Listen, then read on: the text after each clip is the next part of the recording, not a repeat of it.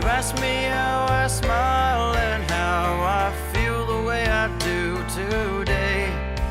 It's because you saw me standing on my own. It was though you looked right through me and broke my heart of stone. And so I came with nothing except for a picture or two. But surely that means something, because they're of me and you. And I need to see that we were meant to be. With your heart you show me that love can part the seas. Grievances seem so rife in this world so full of gray, but the way you light up my life makes everything okay. And here I am straying from your afterglow. Your heartbeat grows, and I'll never stop praying for you to know how my love grows. And my only dream is you'll stay here with me. And some might call it dumb luck, but I call it destiny. Grievances seem so rife in this world so full of gray, but the way you light up my life makes everything okay. From the bright skies above, they just want to bring us harm. Even when the clouds open up, we'll take shelter in each other's arms. Ooh, I've been so lost without you by my side. Far away through the flame and frost, into the sun we'll ride.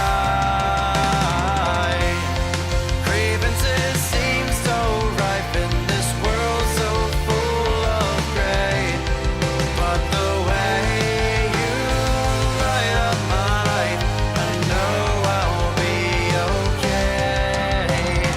From the bright skies above to the depths of the ocean blue, even if my life all my health gives up, it won't change how much I love you. Oh, just say I do. Oh,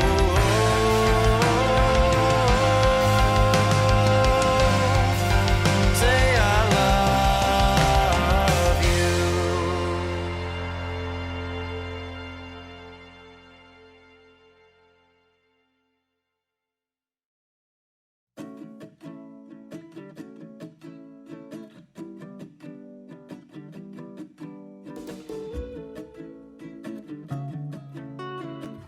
Hello, York County. My name is Taliaferro. I use he, him pronouns, and I'm the president of the Rainbow Rose Center, which is York County's LGBTQIA+ resource center. I want to thank all of you for joining us this evening for our Equality Fest Junior celebration hosted with the Unitarian Universalist congregation of York. Throughout all of our Equality Fest 2020 events, you will have the opportunity to make a donation to the Rainbow Rose Center through Give Lively, which ensures that all of your donation goes to our organization. We use these generous donations to give back to the York County LGBTQIA+ community by providing programming and support groups, offering educational panels for the community and its allies, and furthering our mission to connect the community with supportive resources so that they and we can all have a more safe and welcoming York County. Thank you so much for your donations and for your support. Hello. Welcome to Equality Fest Junior. Thank you for joining us today. My name is Reverend Cummings. I'm the minister of the Unitarian Universalist congregation of York, which is hosting Equality Fest Junior this year, as we have for each of the last 4 years. It's such a pleasure to host this event for young people. I'd like to share with you a story from my own childhood. I am a member of the transgender community. I was born a boy. And when I was 8 years old, I remember trying to tell my mother that I wanted to be a girl. When I uttered those words, my mother told me to never, ever say them again, that I should be ashamed of myself. And it was over 40 more years before I could find the courage to talk to someone about my gender dysphoria. And so I wanted to say a heartfelt thank you to the families of the young people who are here today, and how important it is to support children who have gender identity, sexual orientation issues, anything like that, because families and support are so important. If I had had the kind of support that you are giving these young people, I probably would have transitioned much earlier, and I would have experienced a lot less trauma and dysfunction in my own life. So again, welcome. So glad to see you. Thank you for being here. Thank you for the support you give the young ones. We hope to see you next year.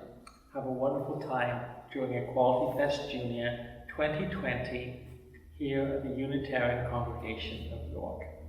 Thank you. Welcome to Equality Fest Junior!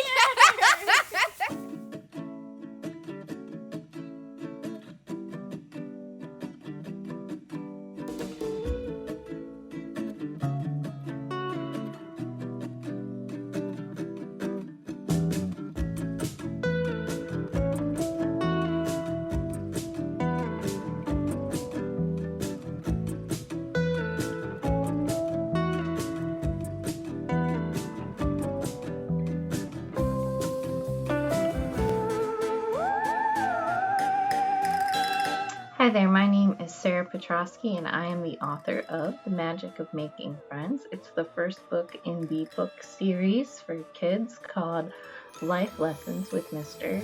G. Reaper. Today, I'm going to read my story for you. Hi, my name is Hazel. Come take a look. I ordered it off MonsterZon, a brand new spell book. It's full of cool spells and really fly curses. Everyone will think I'm great, from the other little monsters to the lunch zombies and school nurses. My family had to move. Now we're cursed with all the new things that come with big change. But I'm going to cast a few spells to keep new monster neighbors from thinking I'm strange. With my new book, I'll hook new friends and new fun. Before they even realize it, my new pals will be won. For the first day of school, I grab my spellbook in a hurry. I should feel good, but I'm full of worry. I start to shake as the school hearse screeches to a stop. My tummy makes a gurgle. My knees start to drop. 2 breaths from the nervous one, the hair of a dog. Things that make one feel at ease will lift an anxious fog. Hello, I'm Woofy. How do you do?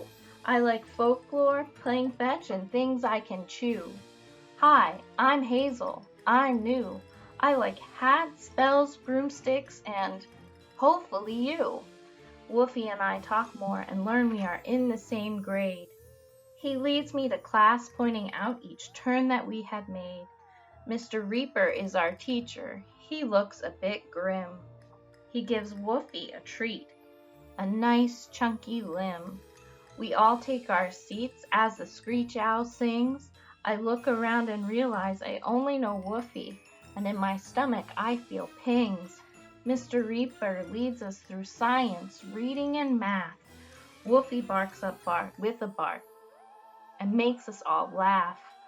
Wolfie, my pup, if a bodily function causes you to put on an unexpected show, say sorry and excuse me, and then let the moment go. Later we line up to head to the cafeteria for food. I give my spellbook a glance. Yes, this would be good. A smile, common interest, contact by eye, a simple hello will stop new friends from passing you by. I stand in the lunch line. Sally is behind me. She sloshes in her tank as the lunch zombie tosses her some greens.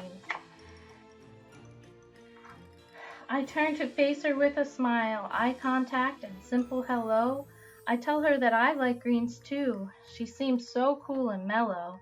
She introduces me to Tut, a mummy who likes spaghetti. Together we all sit when our trays are full and ready.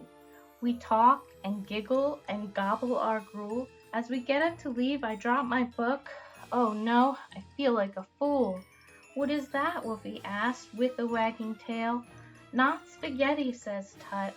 I start to feel frail. Mr. Reekerper's sickle stabs my book up off the floor. Oh, so embarrassing, I can't take any more.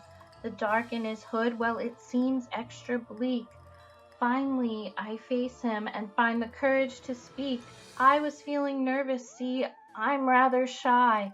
I thought that I could cast a few spells to help me get by. I see, says Mr. Reaper, paging through my book without alarm. These spells aren't spells, though. They simply guide you to use your own charm. Charm can be smiles, jokes, or some wit. Your charm is anything about you that arouses delight in the people that you are with. I think about Wolfie on the school hearse. His friendliness made me feel better, not a spell or a curse. I think about Sally in the lunch line.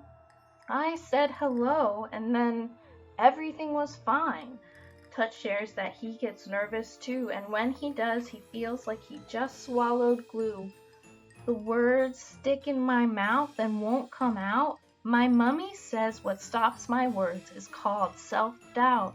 Mr. Reaper explains self-doubt simply means our confidence is broken, and while we all experience it, it often goes unspoken. Sally says I always worry people won't like me because of my tank. It's big and noisy, and it splashes and clanks. Really, says Tut, so full of surprise his little voice squeaks. Mr. Reaper says every monster is marvelously unique. As long as you're you, there is enchantment to be found. You don't need to cast spells or worry that others won't want to have you around. Do you know any real spells, Mr. Reaper? Asked Wolfie with puppy dog eyes. I suppose I knew one or two, but we'll have to work together to gather supplies. Hazel, my dear, may we borrow your hat? Sally, some salt water. Zombie, some fat. Mr. Reaper adds in a few additional things. He stirs really hard and then gives Tut a spin. Ah, yes, says Mr. Reaper, friendship is the glue that binds. And with this spell, you are stuck together for real this time.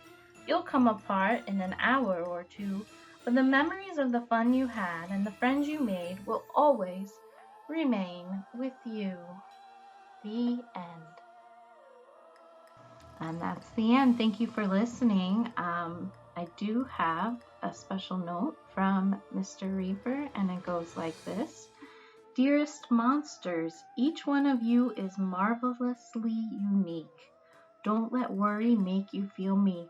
Trust that you're liked while you're just being you, with no spells necessary to make this true. And if worry swoops in and makes you feel small, remember worry is something experienced by all. Believe in yourself and the many friends you will find by entering each day confidently with an open heart and open mind. Thanks again. Take care.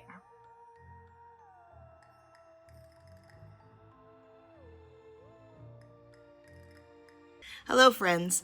I'm so glad that you've joined us for Equality Fest Junior. I hope that you enjoyed the magic of making friends. My name is Jenny Beth, and I am the events chairperson at the Rainbow Rose Center.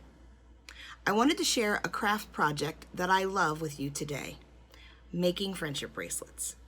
If you received an Equality Fest Junior packet in the mail, it included a small bag of embroidery floss in assorted colors.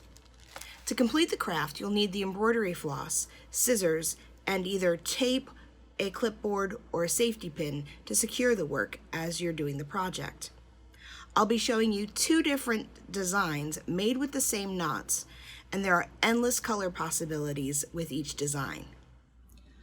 All bracelets will start the same, tying the strands of floss together with a long tail. If the tail is too short, you may not be able to tie the bracelet onto your friend's wrist. The key to successful bracelets is securing your work, as you will need to pull on it quite a lot. I'm using tape for this demonstration, but I often will use a safety pin and attach it to the knee of my pants in order to secure while I'm working on the strands. The knot we'll be using for both bracelet designs is an overhand knot. Take a strand to the left. You're going to lay it over the other strands, or strand, depending on the pattern. Go under and through. So over, under, through. Then you pull the knot tightly up to the top. Over, under, and through. And then you hold the strand secure while you move the knot up. For the cord style bracelet, we will be using 3 to 6 strands of floss. Each needs to be at least 16 inches long. You'll be knotting one color at a time around all of the other strands. You take the color that you want to show first, and you do your tying over, under, and through.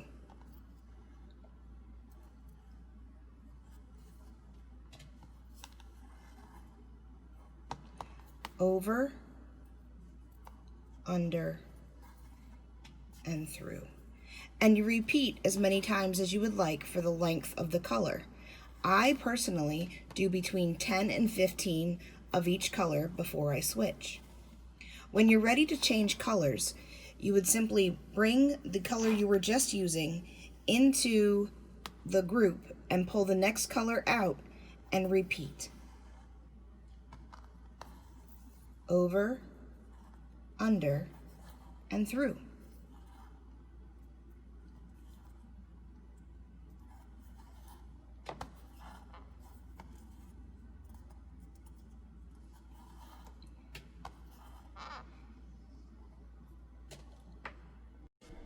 Measure the bracelet on your own wrist as you go along. Once you have the length that you want, tie all strands into one large knot.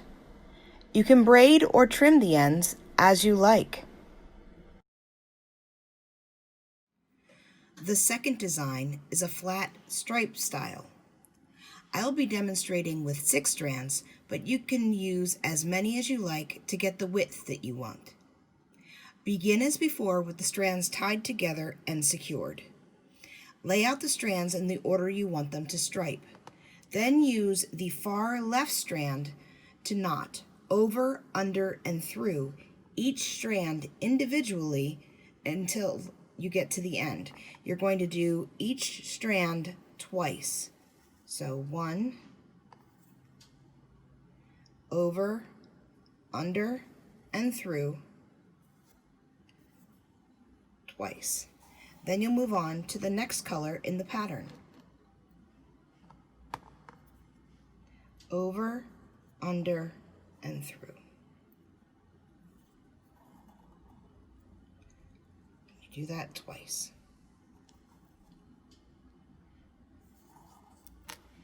Continue all the way across until the color that you started with, the strand that you started with, is the last strand on the board. 1, 2. And as you can see, some of the other strands might want to get caught in your knots, so just straighten them out as you go along.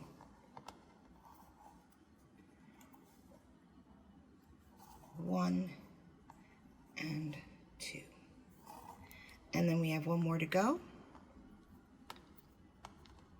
1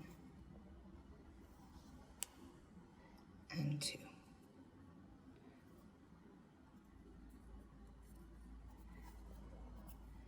As you can see, the strands will move as you work, so you may want to use tape at the bottom as well to keep your strands where they belong. I'm going to fix mine before I go on to the next. The next strand will be the blue, and I'll continue that across: blue, yellow, green, blue, yellow, green. So again, over, under, and through, twice on each color until I get to the end again.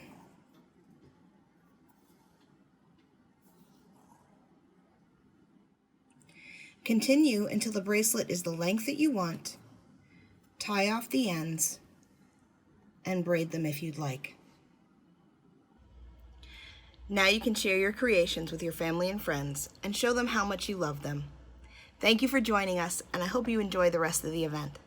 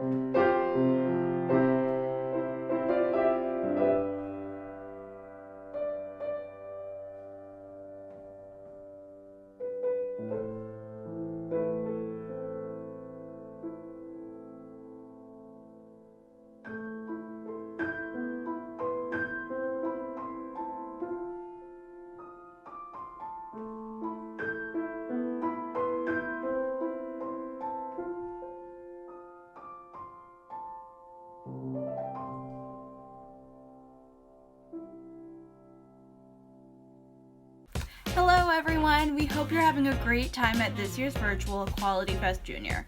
My name is Lottie, I use she, her pronouns, and I'm the facilitator at The Curve.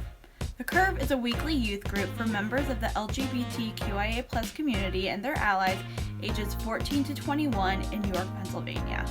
At The Curve, we do everything from lessons on sexual health and social justice to community building events like movie nights and game nights. My job as the Curve facilitator is to make sure that this space is what you want it to be. So bring your interests and we'll do a deeper dive of them. We've done lessons on queer representation in video games. We've done things like astrology night. We've also learned about what gender looks like in other parts of the world besides the US. We know these times are really hard for a number of reasons, and it can often feel difficult to feel like you're part of a community when everyone's at home on their own Zoom calls. To help you make friends, build community, and learn more, We here at the Curve are offering in-person meetings. The Curve meets every Thursday from 5 to 7 p.m. and to keep you and your loved ones safe during the times of COVID-19, we are requiring masks for all meetings and practicing social distance indoors. To learn more about the Curve, you can follow us on social media, on Facebook and Instagram at The Curve York, and you can always email us at education@ppkeystone.org. We hope you enjoy the rest of your time at the virtual Equality Fest Junior, and we hope to see you soon at the Curve.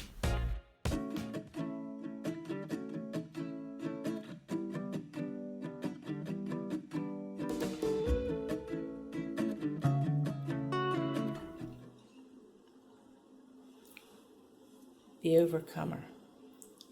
When you look at me, what do you see? I'm more than I appear to be. No matter whether deaf or blind, or hearing and seeing, I am still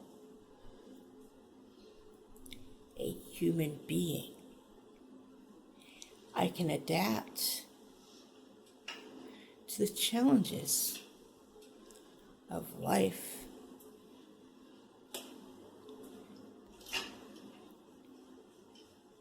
But the way you act, and things you say, they cut me like a knife. Try looking at things in a different way.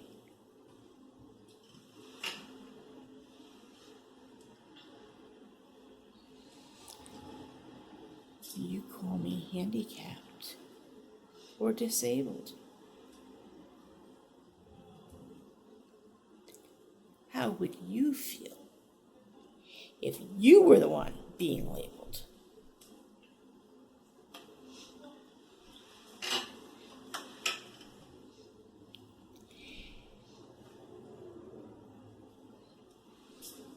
Being different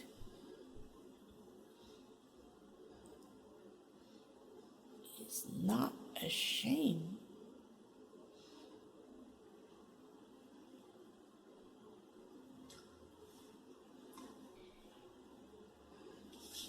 The world would be boring if we all were the same. I'm a person, in my own right. I've simply had a harder fight.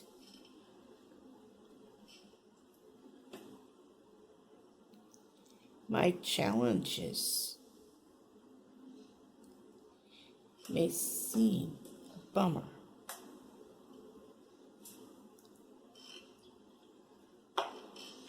but through them,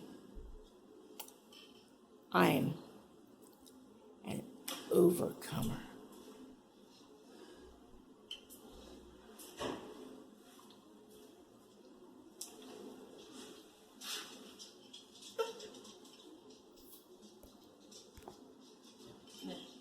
Hi everyone, this is Kim, the admin for the group hanging out in Hanover. Every year we come to give free hugs. It's one of the highlights of my year. Unfortunately, because of these crazy times we're in and this lovely COVID-19, we're not going to be able to be there this year. But that doesn't mean that we can't celebrate our pride in our hearts, in our minds, and virtually with friends. I just want to let you know that you're thought of, you're missed, because I'm going to miss giving hugs this year, and that you're worthy. I know every year it means a lot. These hugs mean a lot to me as well. But give yourself a virtual hug. Find a way. Hug a stuffed animal. Hug your dog. Hug your sister. Maybe your brother. Or put on a nice, soft, fuzzy robe that your mom gave you that feels like a hug. That's what I do. But either way, try to find time to reach out and maybe say hi.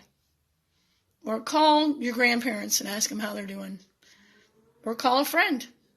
Either way, I want you to remember that we're going to be there next year and that I will have double hugs for everybody next year.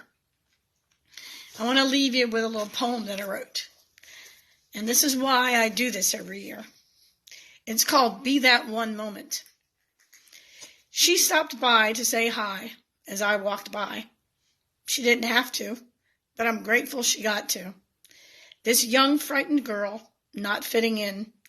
To some, her existence was even a sin. Empty, worried, shadowed, hurried.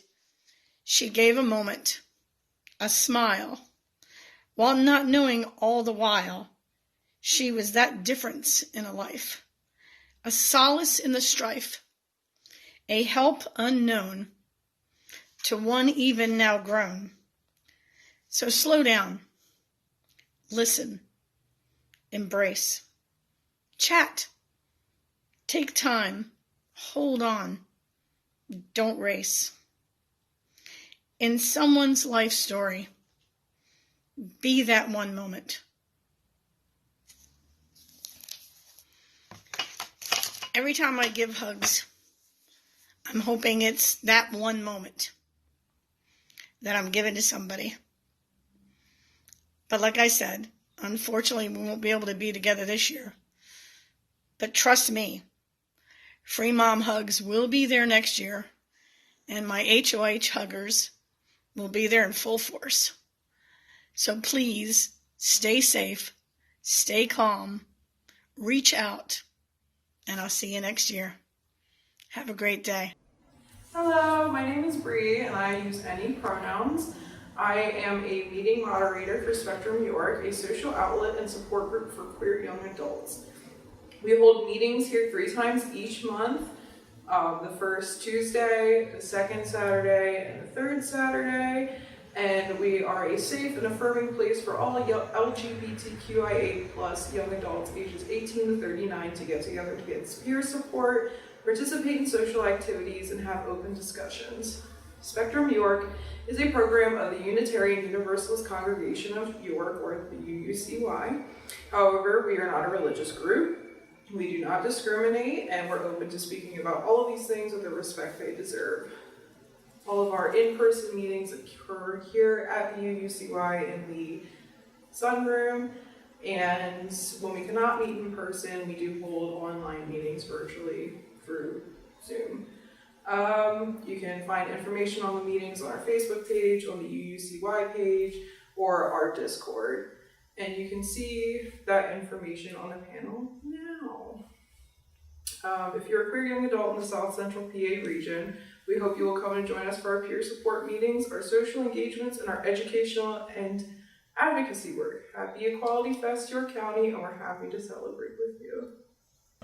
Hi, I'm AJ, and as a trans-masculine person, my pronouns are he and him. I'm here today from Spectrum York to show you how to make a totally awesome, super cool, custom crown for Equality Fest Junior, with the materials provided in your packet. All right, so first, we're going to take out our medium-sized envelopes. Mine is white. Yours could be white too, or it could be yellow. Inside, what we're going to find is a golden crown. Yours might look like mine, or it might look a little different. There's lots of different designs. And some papers about the Unitarian Universalist Church of York, which are our hosts for this event, along with the Rainbow Rose Center. Some awesome stickers, and there are 4 sets. My favorite, these blank ones that you can decorate however you want.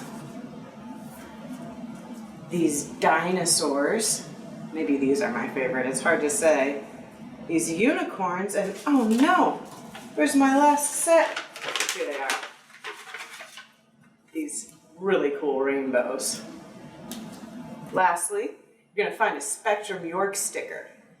And you can use this on your crown now, or you can save it for later. So, now we're going to put the crown together. And You might want to have a grown-up or another helper for this part. It can be a little tricky. Get it just the right size. So, let's see. You're going to put it on and you're going to kind of measure it. Now you're going to want to slip this little tab into the right hole so that it fits comfortably on your head. I got a big head, so I always do the biggest one. Let's see. Yeah, that feels pretty good. I bet yours will fit a little better than mine, but I like it and it works for me, and that's what's important. Now's the fun part. We get to decorate it. And you can use your stickers, and if you have other things around your house that you want to decorate with, you can totally do that too. No rules. Well, some rules. The rules are be nice. That's the only rules. All right. I'm going to take this T-Rex sticker, and I love dinosaurs. They're my absolute favorite. I want to put it here, and it's going to hold this tab in place. You don't have to do that, but it's just a fun little trick. And you could also use tape if you want. I'm going to do some rainbows. The cool thing about this part is that even though we're all kind of doing the exact same thing, decorating our crown, it would be crazy if two of our crowns ended up looking exactly the same, right? Probably they're all going to end up a little bit different, show that we're all a little bit different. That's way better than having a whole bunch of identical people or a whole bunch of identical crowns. Let's see, I'll put this here. That looks really nice. And, oh, gotta use the Velociraptor. There we go. I heard that Velociraptors really have feathers, but that one's blue, so that's okay. That's awesome. Anyway, I'm gonna do some with the blank ones here. I'm using crayons. You could probably use crayons or markers or colored pencils. Any of them would work. Let's see, I'm gonna do a nice fish, a little fish. You know what? For equality, I should do a rainbow fish. Let's see, some red, some orange, yellow, green, blue, and purple, of course. I love that. There we go. Now, I think it would be a great idea. I'm going to wear my crown for the rest of Equality Junior. I think I can wear it right on top of my hat too. That's perfect. Now that we're done decorating our crowns, I definitely recommend that you put them on and wear them for the rest of Equality Fest Junior, if you want to. I hope you had as much fun decorating your crown as I did decorating mine. You know, I think you should ask one of your grown-ups to take a picture of you wearing your crown. That way you can always remember how much fun we had today. If you want to, and if they're okay with it and give you their permission, they could share it on our Facebook event page for Equality Fest Junior. And you should tell your friends all about the fun that you had and about the Rainbow Rose Center and the Unitarian Universalist Congregation of York. I hope you had a wonderful time and have fun with the rest of the event. Happy Equality Fest! Hi, my name is Jerry Polly. I'm 10 years old, and today I'm going to be performing Noise in the Basement.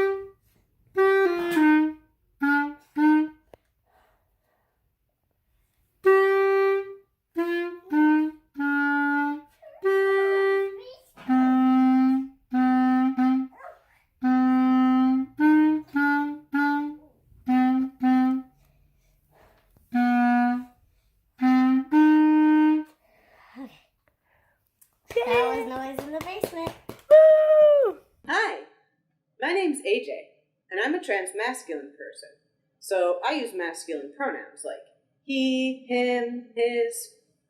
I'm here to read you one of my favorite stories. Call Me Max. It's about a boy who's transgender, just like me.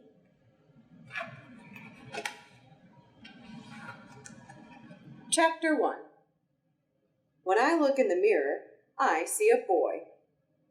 I see a boy with spiky brown hair. I see a boy with white skin that tans in the summer. I see a boy with one mom and one dad and 2 goldfish. I also see a boy who is transgender.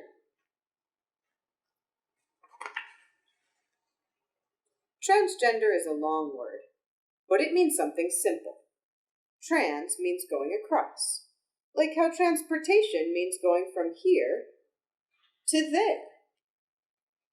Gender means being a boy or a girl, or a little of both, or not feeling like a boy or a girl. When a baby is born, a grown-up says, "It's a boy," or "It's a girl."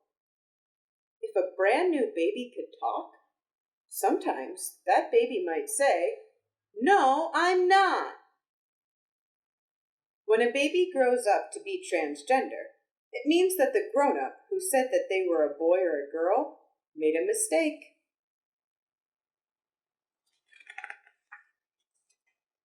When I was born, my mom and dad said, "It's a girl." When I looked in the mirror, I saw a girl. Kind of. But because I'm transgender, I wanted to see a boy. My parents thought it was cute when I put on my dad's ties. I like to sleep in my Batman shirt. When they bought me a dress for my first day of school, I lost it. I didn't tell them that I lost it in the bottom of the garbage can. I wore my favorite overalls instead. I thought school would be hard because I couldn't read. I thought school would be hard because I didn't get to play all day. But school turned out to be hard for other reasons. Chapter 2. On the first day of school, the teacher called out our names. Emery?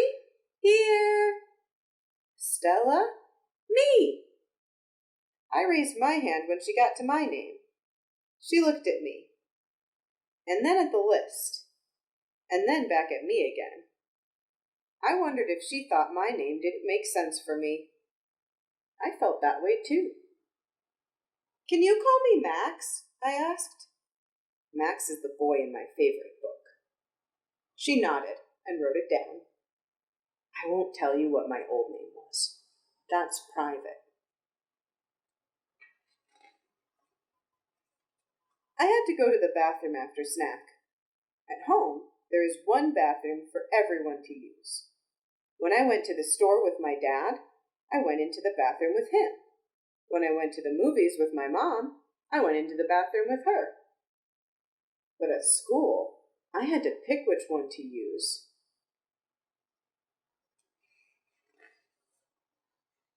When I went into the girls' bathroom, a girl ran out.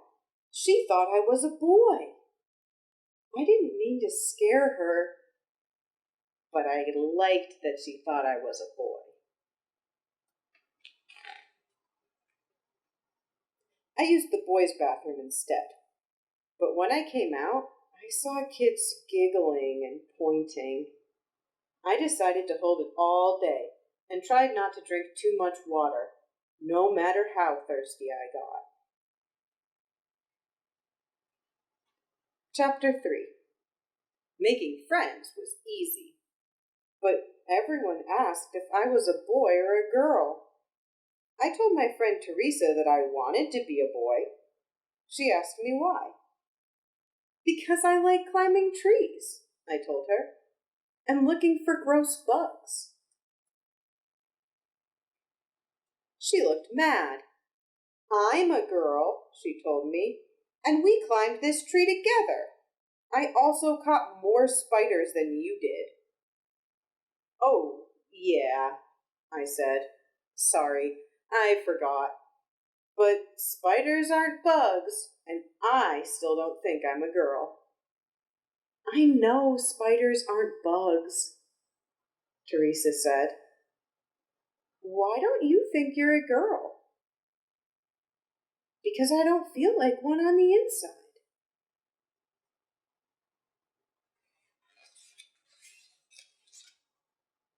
I told my friend Stephen that I might be a boy. I can't be a girl, I said. I hate wearing dresses. He looked down at his dress and then glared at me.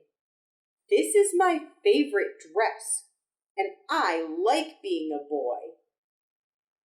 Oh, yeah, I said. I forgot, and I'm sorry. And it's a pretty dress. But I still know I'm a boy. How come? He asked. Because I feel like one, I told him. On the inside.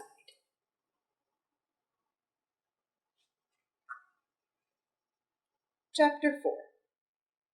One day, Stephen and Teresa came over to play. My parents heard them call me Max. During dinner, they asked me why. I told them all about school. How I couldn't go to the bathroom, how I didn't like my old name, how I felt like a boy.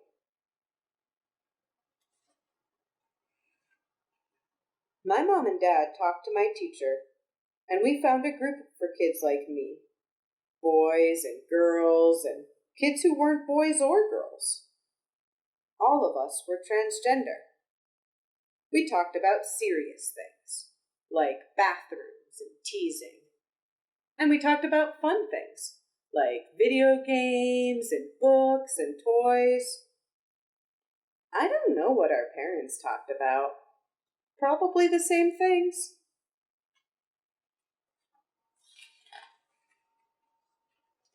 I told my class that I was transgender. The boys got used to having me in their bathroom. The girls didn't want me in theirs anyway. Teresa and I kept climbing trees and finding gross bugs. I still didn't want to play dress-up with Stephen. Some of the girls in the group gave me their old boy clothes. I gave them some of my old girl clothes. Being a boy isn't better than being a girl. But being myself is the best. The end. Look, here on the last page, there's a picture of the author, Kyle Lukoff. He's transgender, just like me, and Max. And this is the illustrator, Luciano Lozano. He drew all the pictures in the book. You know, when I was a kid, I felt a lot like Max. People kept trying to tell me that I was a girl. Even though I knew they were wrong and I was definitely a boy, I'd still get worried and even kind of sad sometimes. Like, maybe I wasn't really a boy, and I was just bad at being a girl. I like books like this one because they remind me that I didn't have to be good at being a girl or being a boy. I only had to be good at being myself. Before I go, I want to share one more thing with you. It's a poem that I say to myself whenever I get worried that maybe I'm not good enough. It's different from Max's story, but it's kind of similar too. I think you'll see what I mean. It's by Mary Oliver, and it's called Wild Geese. It goes like this. You do not have to be good. You do not have to walk on your knees for 100 miles through the desert repenting. You only have to let the soft animal of your body love what it loves. Tell me about despair, yours, and I will tell you mine. Meanwhile, the world goes on, Meanwhile, the sun and the clear pebbles of the rain are moving across landscapes, over the prairies and the deep trees, the mountains and the rivers. Meanwhile, high in the clean blue air, the wild geese are heading home. Whoever you are, no matter how lonely, the world offers itself to your imagination, calls to you like the wild geese, harsh and exciting, over and over announcing your place in the family of things. Well, whoever you are, no matter how lonely, I hope you're able to let the soft animal of your body love what it loves. I'm pretty sure if you do that, it's going to be awesome, and you're going to find yourself happy. At least that's how it works for me. And I hope one of those things your body loves is the rest of Equality Junior. Have a great day. Enjoy the rest of the fun. Remember, pride starts inside. Goodbye. Hello, my name is Deb Henry, and I'm the president of the York PFLAG chapter. I got involved in this organization in approximately 2008 when I was pretty sure my daughter was a lesbian, but she wasn't quite ready to tell us that. That's all in the past. She is doing well, life is good, and now I am a strong advocate for the LGBTQ community. PFLAG York has been part of the York community for over 22 years, and we promote the health and well-being of all lesbians, gay, bisexual, transgender, and other queer individuals and their parents, family, and friends. We do this by providing support for LGBTQ individuals to thrive in an adverse society, education to enlighten their family and friends to their experiences and needs, and advocacy to end discrimination and to secure equal civil rights. Our monthly meetings are held on the third Tuesday of the month from 7 to 9 p.m., and they provide the opportunity for dialogue about sexual orientation, gender identity, and gender expression, and acts to create a society that is healthy and respectful of human diversity. We encourage you to reach out to us on Facebook or by email and hope that you will join our meetings or share our information with family and friends who need our support. Happy Equality Fest. We're happy to celebrate with you.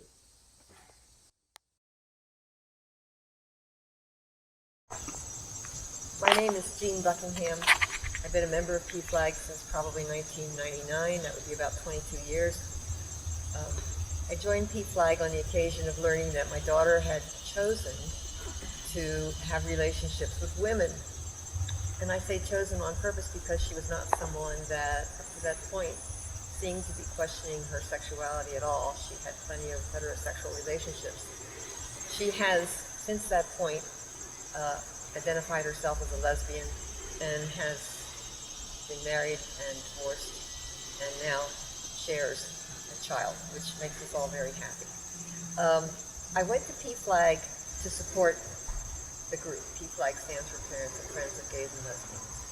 I knew there was a chapter in York, and I thought it was important to have something like that. I didn't necessarily go because I thought that I needed help coming to terms with Alice's choice. What I found out was that I had plenty I could learn from PFLAG. When I went, the interesting thing is that PFLAG has evolved over the years from a support group for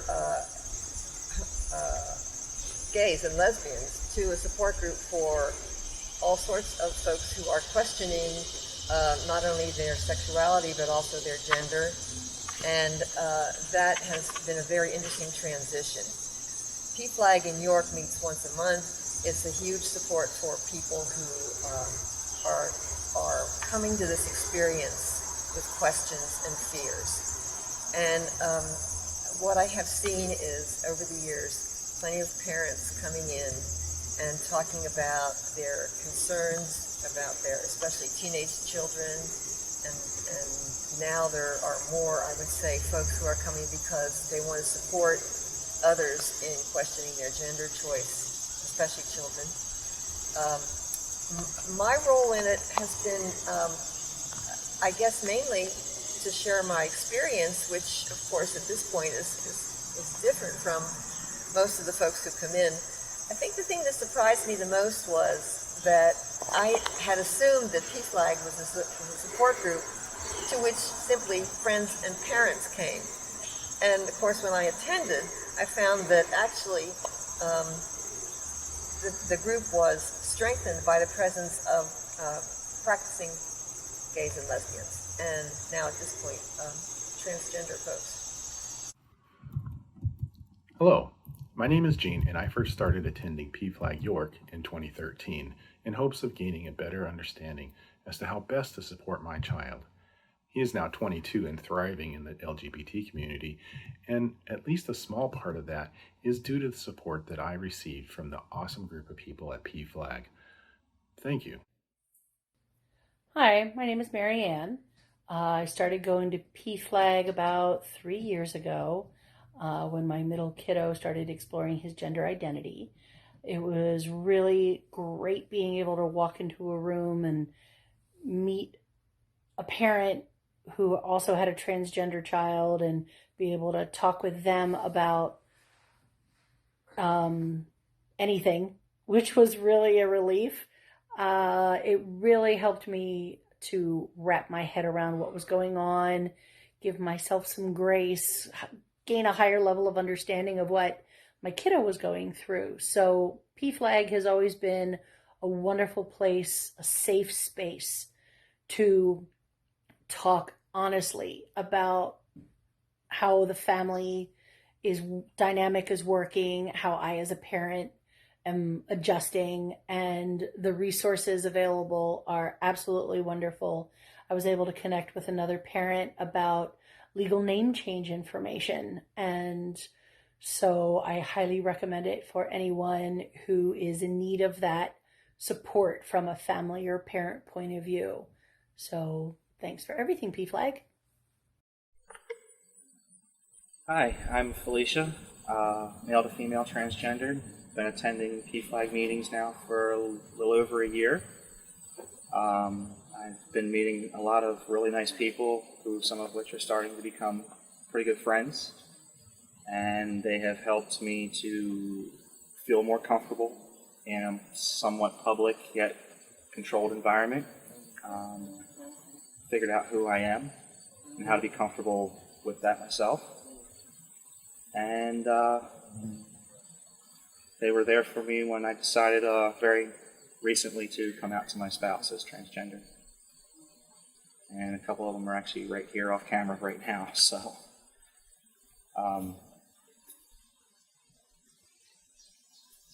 Yeah, I can say that PFLAG is definitely the best thing I ever did, aside from finding a good therapist. And now I have a support system, and they're going to be there until I extend that into the people that already know me.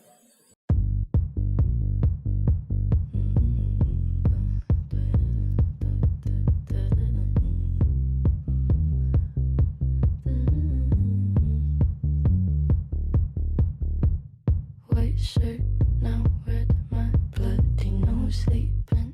You're on your tippy toes, creeping around like no one knows. Think you're so criminal. Bruises on both my knees for you. Don't say thank you, oh please. I do what I want when I'm wanting to. My soul so cynical.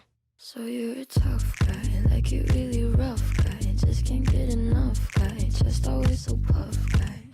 I'm that bad type, make your mama sad type, make your girlfriend mad type, might seduce your dad type. I'm the bad guy. Duh.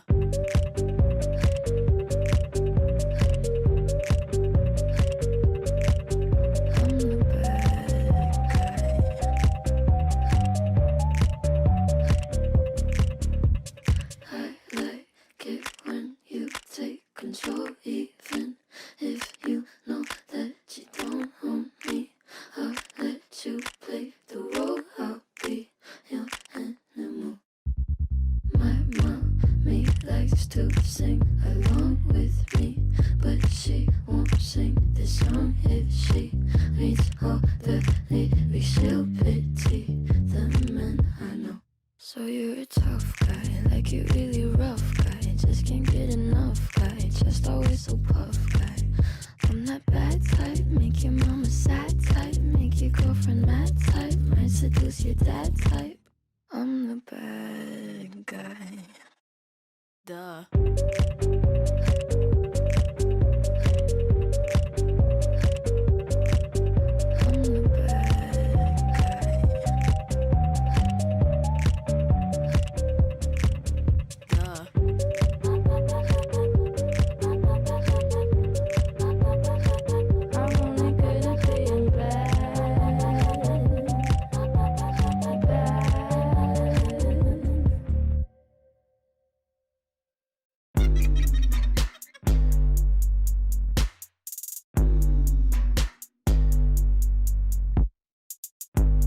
When you get mad,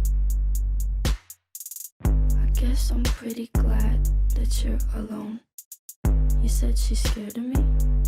I mean, I don't see what she sees, but maybe it's 'cause I'm wearing your cologne.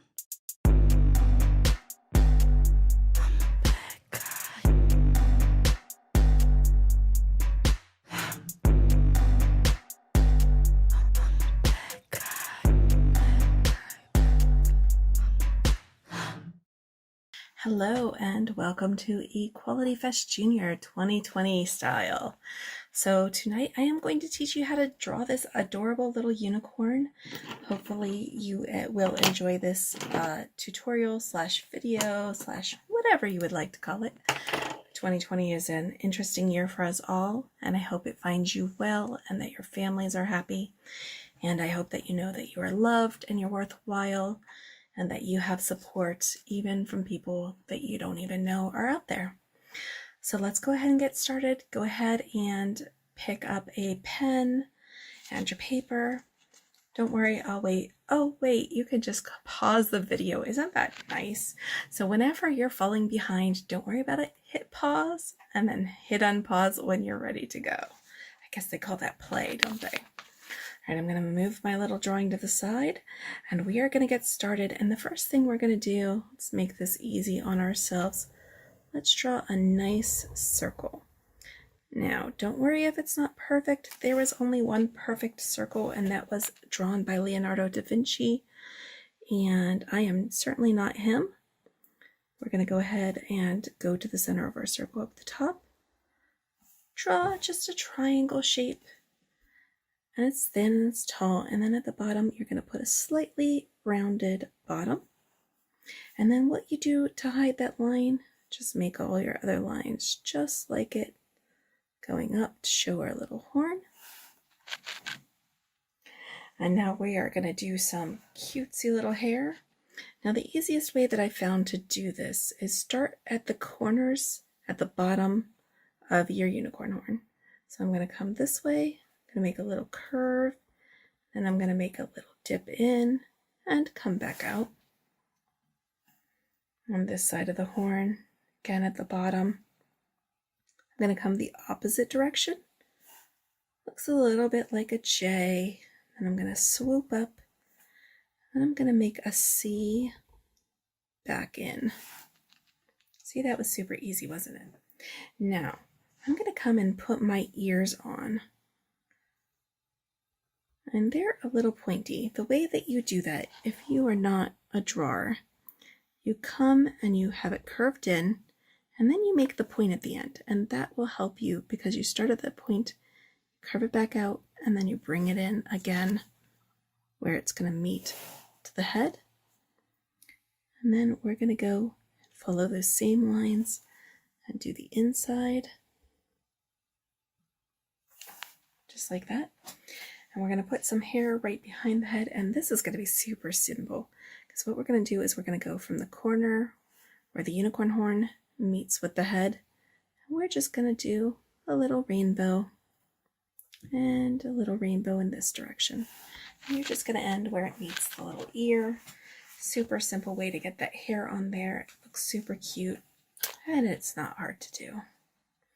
Now we're going to go ahead and do our eyes. What we're going to do, and don't worry, do an oval if you can do an oval, do a circle if you can do a circle. These don't have to be the same. They're all going to be unique. And that is okay. Now we're going to do 2 big circles, and then we're going to do a big circle inside and a littler circle under that.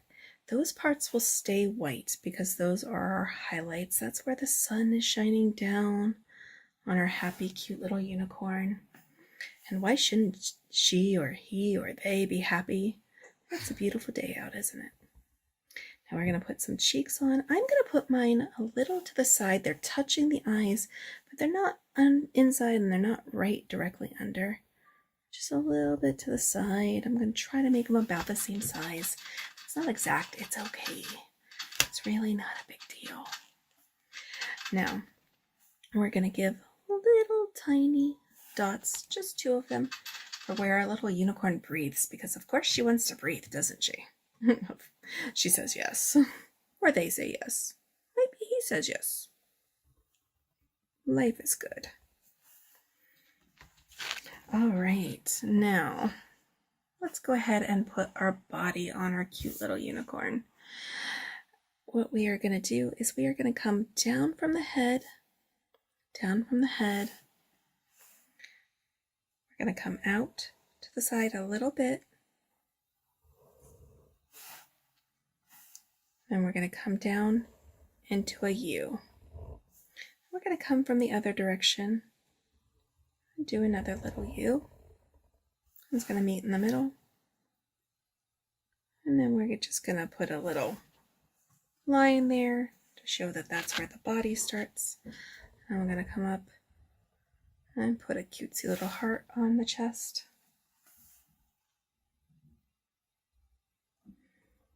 And now let's draw their arms on.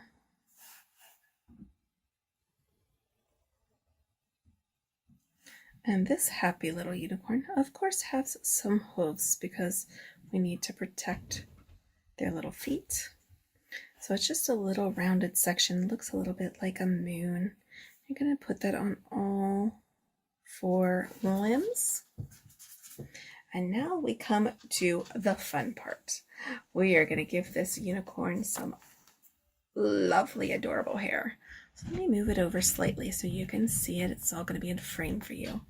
Now this is super simple, so don't let it worry you. What we're going to do is we're going to go from the corner where this ear meets the head down to this corner where our arm meets the head. And what we are going to do is make a little sideways rainbow out. Easy peasy. We're going to go up the ear just a little bit, make another little rainbow out. And one more. Let's go up a little further on the ear, make a sideways rainbow, come down to your arm. Now if you want to, you can do another one here. It's your call. You don't really need it, but it, the more, if you want to put all of the colors on here, you just keep going and expanding and making this bigger and bigger. So you can do all kinds of fun things. I think because it's this big now, I'm probably going to put a little flippy out because that mane has gone a little ridiculous, but it's okay. So if you want to put the whole spectrum on there, there's enough room to do that. Now, we are going to go ahead and do our tail. What we're going to do is we are actually going to come from, well, right behind this hand, actually. So we're going to start here, lower hand. We're going to come up right below it, and then we're going to swoosh you down here. So it looks like a little rainbow again, doesn't it? Then we're going to make a little curve up. Okay, and then what we're going to do is we are going to follow that same curve. And we're going to make it big. So we're going to follow that same curve. And then when we get here, we're going to go even bigger. And it's going to come touch our top hair. I'm pretty happy with this little rainbow unicorn so far. I think it's super adorable. Now what we're going to do is we're going to start our lines from here because we have to go smaller and thinner to a little bit thicker. And it's going to be a little more work, but that's okay. We're going to do the same thing. We're going to come from that same spot. And if you can't get as many as you got into the first one, don't worry about it. It's okay. This is just artwork. If you want to add some more on, you can do that too. Now, my little happy unicorn is dancing on a cloud. So all you do is a bunch of sideways U's.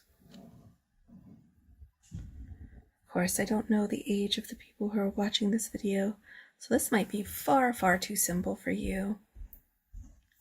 But that's okay. I hope you're enjoying it anyway. I'm going to make some little detail for my little cloud. And we put another heart in here. And of course, my little unicorn would not be complete without a rainbow coming off the side of my paper. ROYGBIV. Now, we're going to add one more on for a black stripe or a brown stripe to include our friends who are people of color. You are as loved and remembered as all of my other friends. And I am so glad that you've joined me, and I'm so glad that you drew along with me, and I really hope that you enjoyed this video and that you have a wonderful, wonderful day.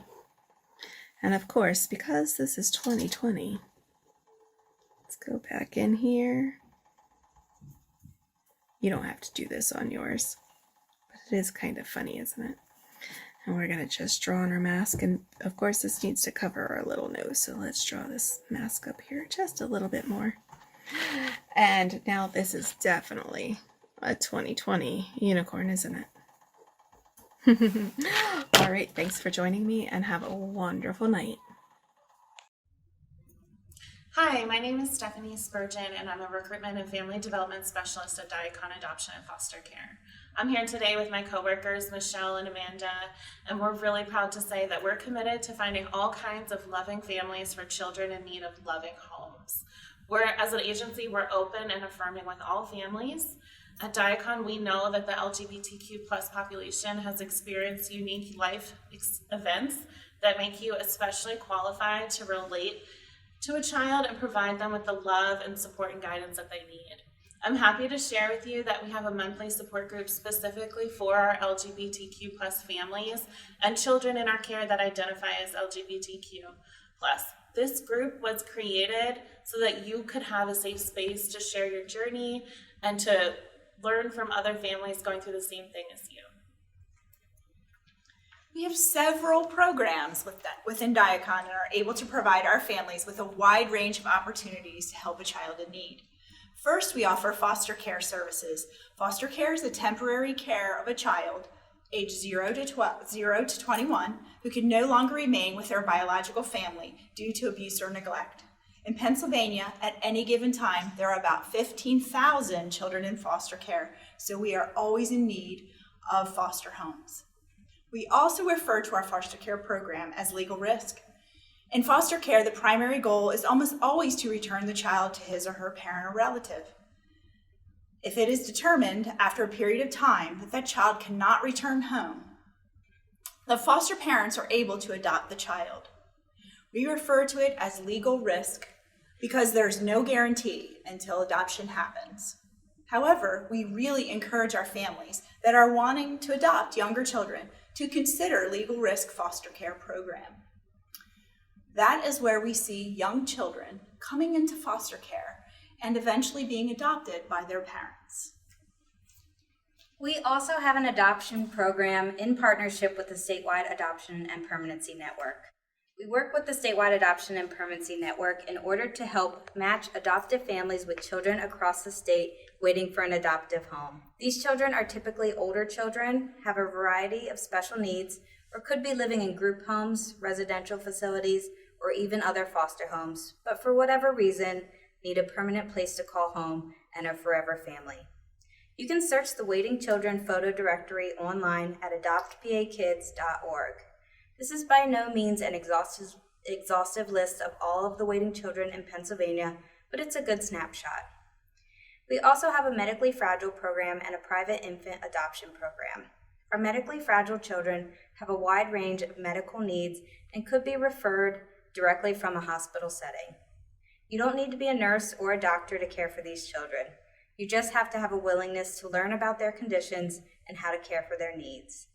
Our private infant adoption program helps biological mothers make an adoption plan for their child. Pregnant women can reach out to Diacon at any time during their pregnancy and actually select the family herself through reviewing family resumes. We believe that every child deserves a safe, stable, and loving home. If you've been thinking about providing a temporary home to a child in need or growing your family through adoption, please consider attending one of our weekly, no-obligation information sessions. Currently, they're being held online, and we have 4 sessions a month.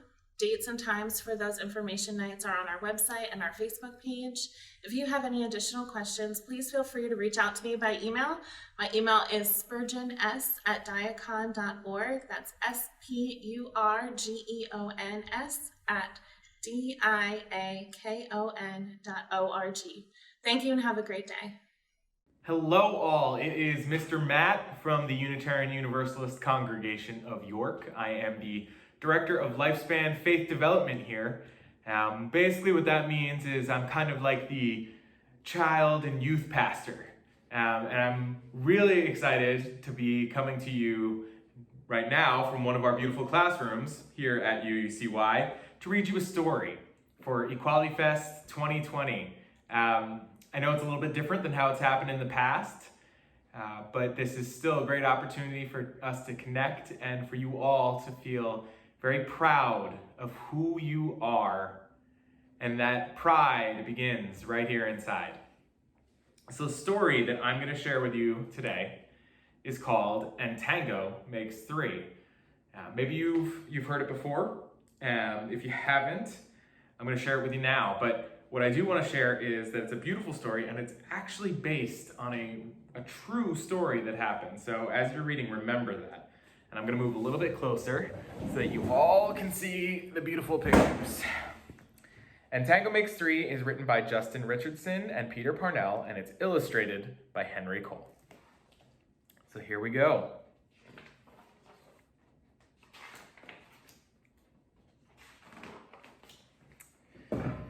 In the middle of New York City, there is a great big park called Central Park. Children love to play there. It has a toy boat pond where they can sail their boats, and it has a carousel to ride on in the summer and an ice rink to skate on in the winter. But best of all, it has its very own zoo. Every day, families of all kinds go to visit the animals that live there. There's the boat pond and the ice skating rink, but right here, this is the zoo.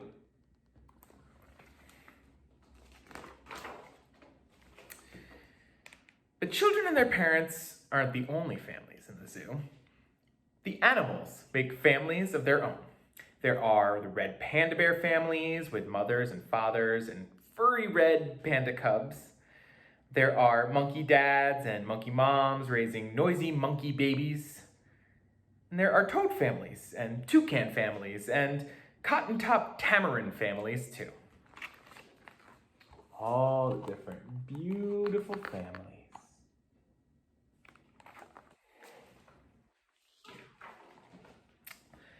And in the penguin house, of course, there are the penguin families.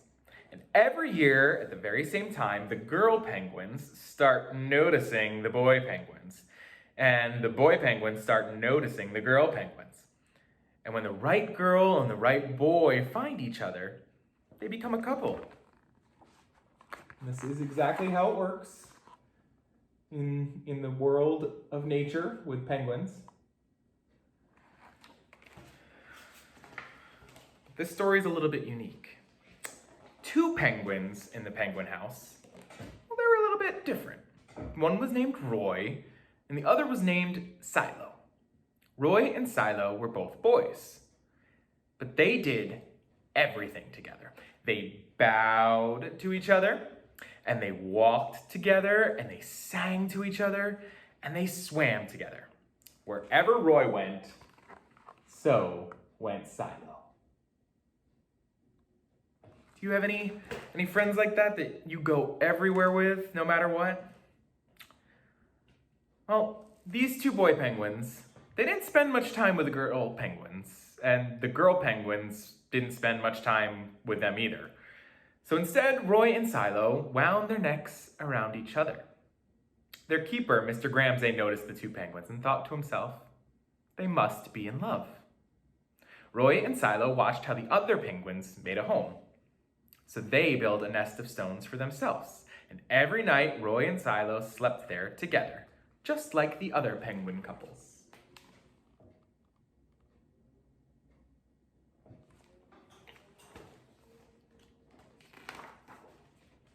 And every morning, Roy and Silo woke up together.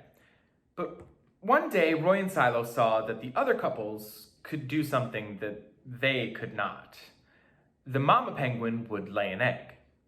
She and the papa penguin would take turns keeping the eggs warm until finally it would hatch. And there would be a baby penguin. Little baby penguins. And here are Roy and Silo looking at everyone. They can't lay an egg and have little baby penguins. So Roy and Silo had no egg to sit on and keep warm. They had no baby chick to feed and cuddle and love. Their nest was nice, but it was a little empty. And one day, Roy found something that looked like what the other penguins were hatching, and he brought it over to their nest. It was only a rock, but Silo carefully sat on it. And sat, there it is, sitting on the rock. And sat. When Silo got sleepy, he slept. And when Silo was done sleeping and sitting, he swam, and Roy sat. Day after day, Silo and Roy sat on that rock. But, as you would have guessed, nothing happened. The rock remained a rock. Then Mr. Gramsay, the zookeeper, got an idea. He found an egg that needed to be cared for, and he brought it to Roy and Silo's nest. So there's Mr. Gramsay, and there he is, putting the egg right there in the nest. Roy and Silo knew just what to do. They moved the egg to the center of their nest, and every day they turned it so each side stayed warm. Some days Roy sat while Silo went to get food, and other days it was Silo's turn to take care of the egg. They sat in the morning, they sat in the night, they sat through lunchtime and swim time and supper. They sat at the beginning of the month, and they sat at the end of the month, and they sat all of the days in between. And there they are, taking care of their little egg. It's not a pebble or a rock this time, it's an actual egg.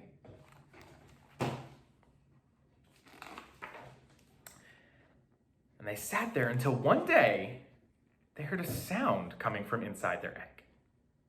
Beep, beep, beep, beep, it said.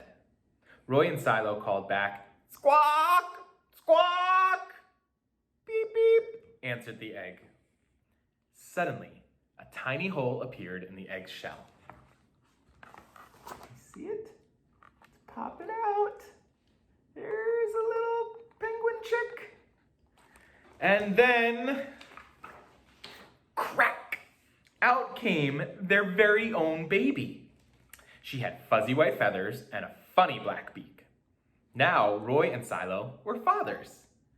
We'll call her Tango, Mr. Gramsay decided, because it takes two to make a tango. Roy and Silo taught Tango how to sing for them when she was hungry, and they fed her food from their beaks, and they snuggled her in their nest at night. Tango was the very first penguin in the zoo to have two daddies. There they are, taking care of their little baby Tango.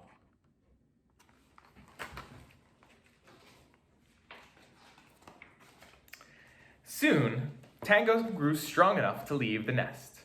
Roy and Silo took her for a swim, just like all the other penguin families. And all the children who came to the zoo could see Tango and her two fathers playing in the penguin house with the other penguins. Hooray, Roy! Hooray, Silo! Welcome, Tango! They all cheered. There they are, cheering them on as they swim.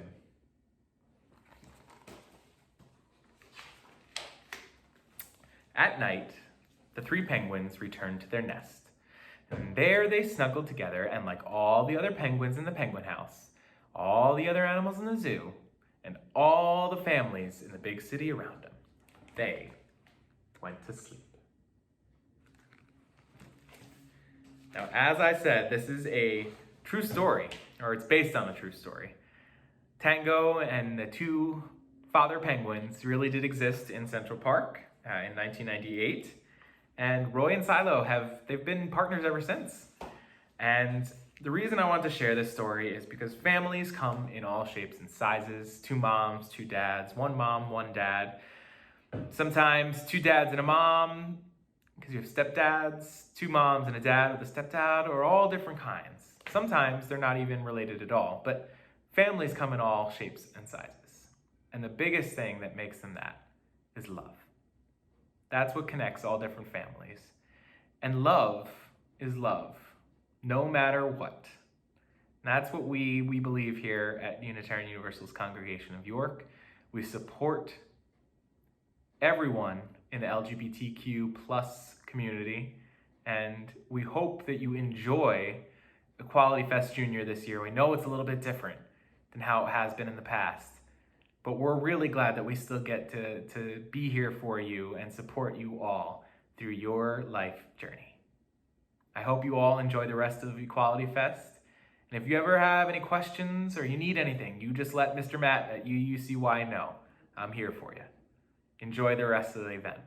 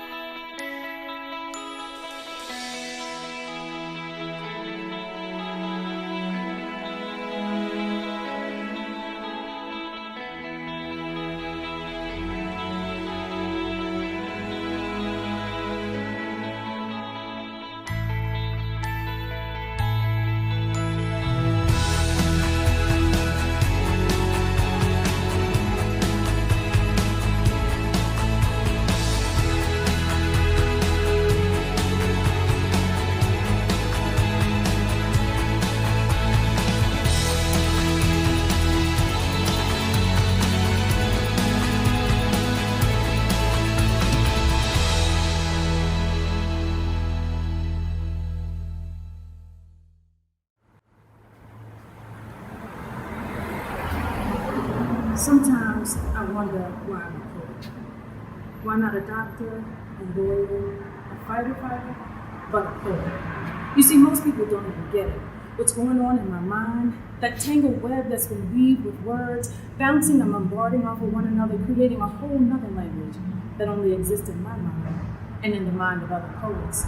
See, my words become poetry in motion, flowing without a notion of what boundaries may be broken, starting off like slow respirations, reverberations, and vibrations, cascading off my tongue like saliva, placing little droplets of seeds in the air that take root in others' minds, creating their own visions of loveliness which grow like weeds. So we poets are an invaluable breed, getting high off of our own words, getting even higher off of others, waiting and anticipating that next hit of metaphors and similes so eloquently put together that makes my nappy hair straight, that puts my inner man at peace till I'm almost in a trance.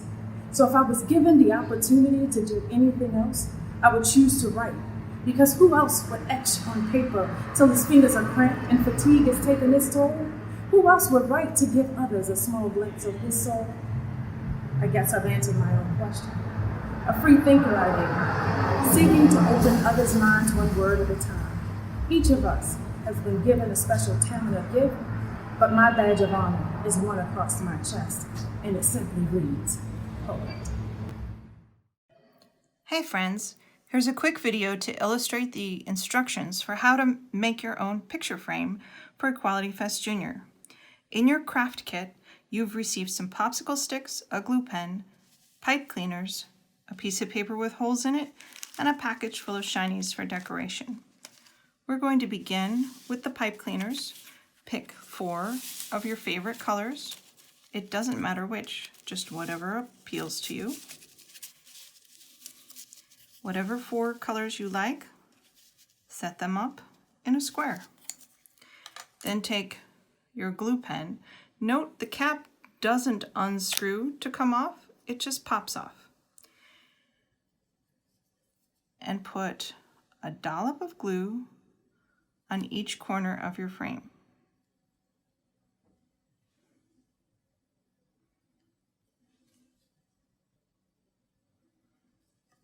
I've put those on my sides, so now I can take the top and just put it across the top ends of my sides. Press it down a little bit so that glue will come up on each side of the popsicle stick. If you can get a little bit of glue on the side of the stick, you'll get a better grip in that gluing. Now here's the challenging part. You're going to set that aside or just leave it there for at least an hour or however long it takes to get firmly dry. One thing you can do with that time is to go find out a picture that you're going to use or draw a picture if you've decided to draw a picture. Here's an example of a final project. This is a picture of my daughter. This is actually just a wallet-sized picture from school. So if you have a wallet-sized picture, you might be able to put it in your finished frame and make a nice gift for somebody. So I'm going to go on with a frame that I made earlier. The next step after you have your glued frame is to sew on your piece of paper. We're going to sew this on, not with needle and thread, but with our popsicle sticks. Our pipe cleaners.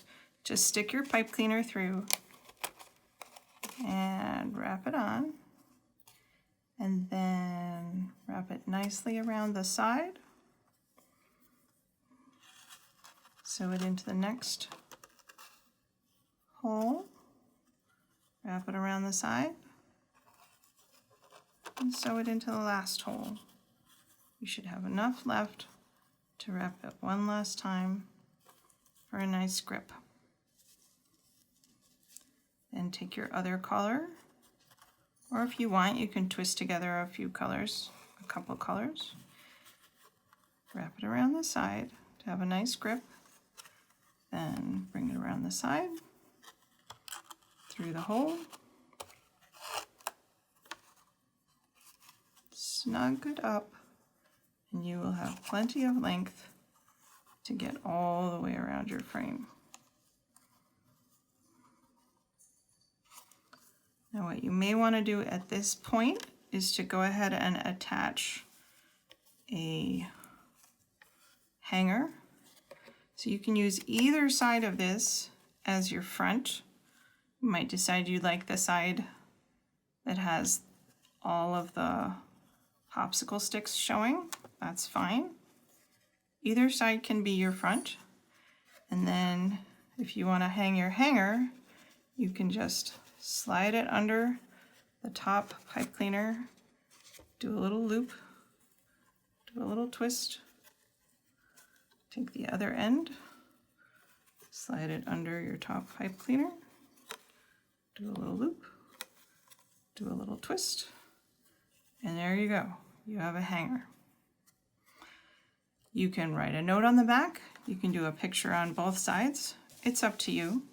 Our next step is to decorate. We have given you a bag full of randomly assorted shinies and stickers. The foam stickers are easy to attach. You just remove the white backing and stick them on, however you like. You can use rainbow order. You can use the same shape repeatedly. Do whatever you like. If you find you don't have a foam sticker in the next rainbow color, well, maybe you could use a shiny. The shinies require a little bit of glue.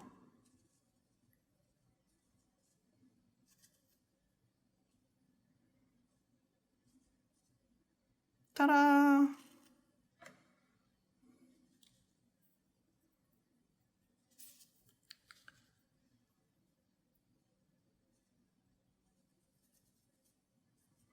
So once you've finished decorating however you want to decorate,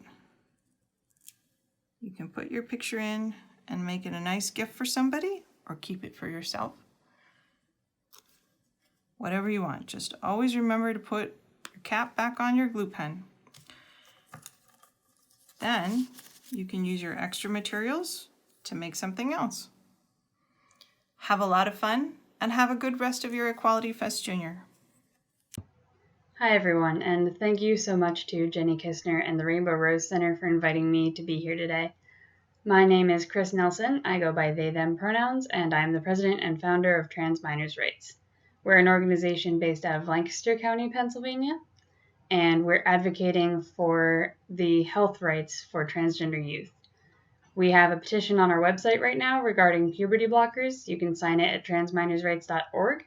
I'm going to be talking a little bit about what puberty blockers are, common misconceptions, and frequently asked questions surrounding puberty blockers.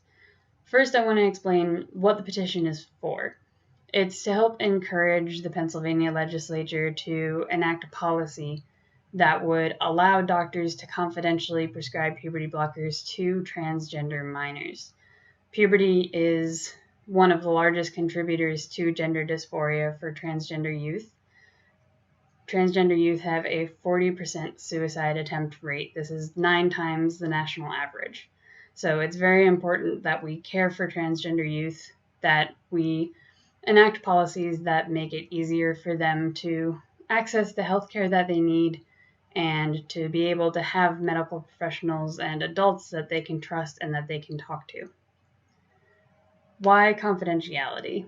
Well, one of the big reasons that we believe it should be confidential, which means a minor would not need consent from a parent or guardian before accessing puberty blockers or getting a prescription, is because it makes those conversations with adults easier. If the child knows that their conversation with their doctor is confidential, they're more likely to be more open and ask questions and get the information that they need from a reliable source.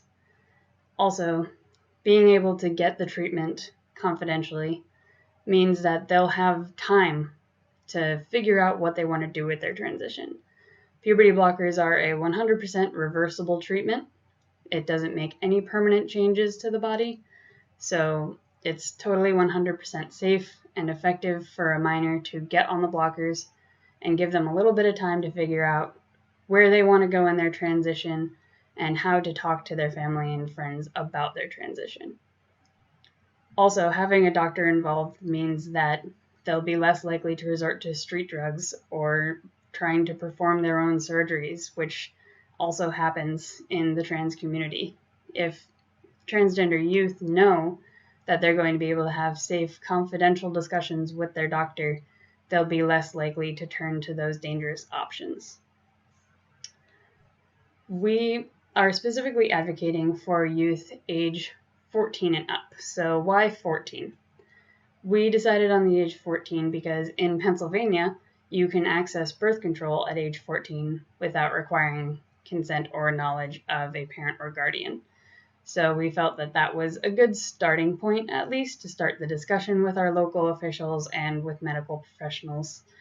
We would like to try to move the age down at some point, hopefully to about 12, which is actually where other states have legalized access for birth control at age 12, but we're starting at age 14 because it's been generally agreed upon that that's the age that minors can consent to their own mental health treatments on top of birth control treatments, which is a very similar hormonal treatment to puberty blockers.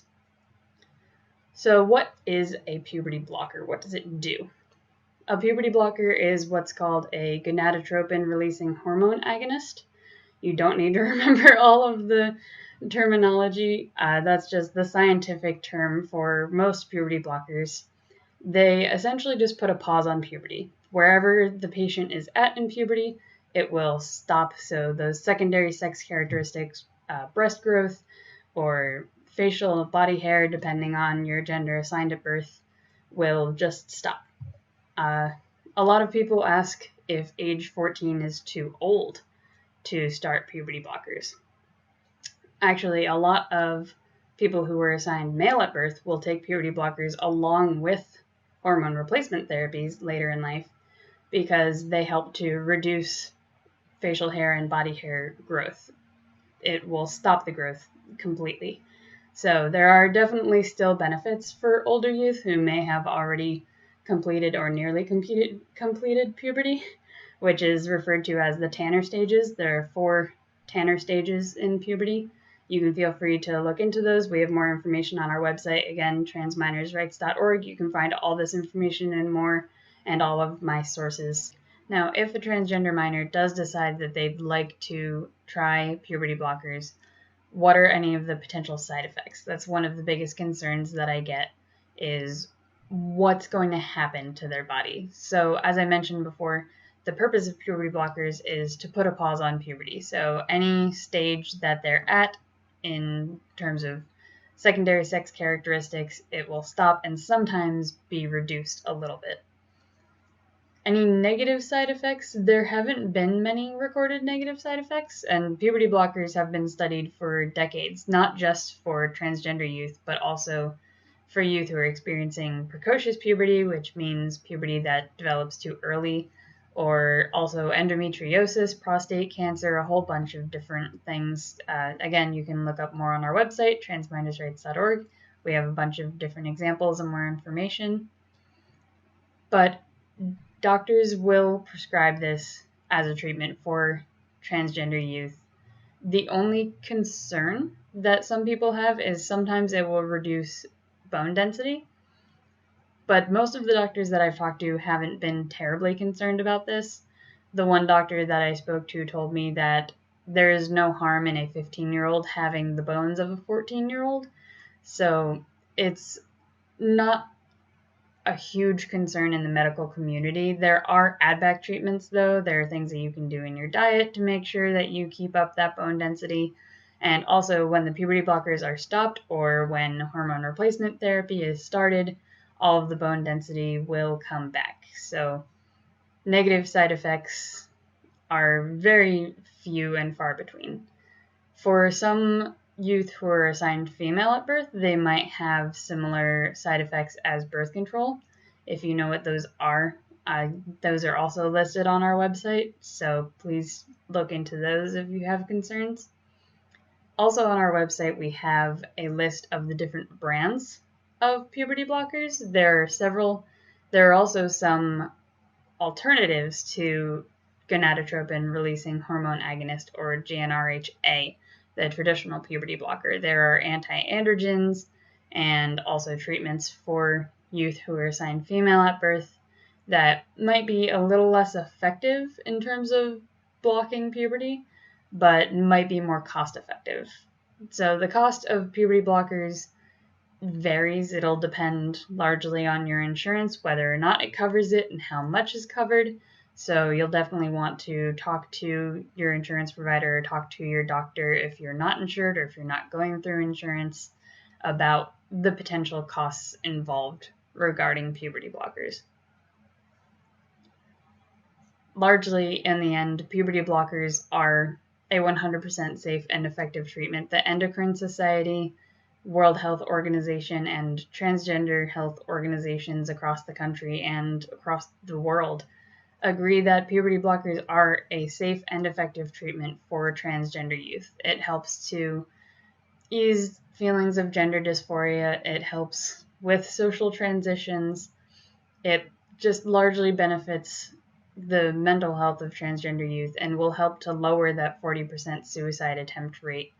We truly believe that our petition will save lives. Please go to transminorsrights.org and sign it and share it with people that you know. Also, please feel free to reach out to us at transminorsrights@gmail.com. You can ask any questions. You will reach me directly. I'm willing to answer any questions. I'm also willing to do talks like this to educate at different events or businesses that you might be involved with. Please don't hesitate to reach out. Thank you.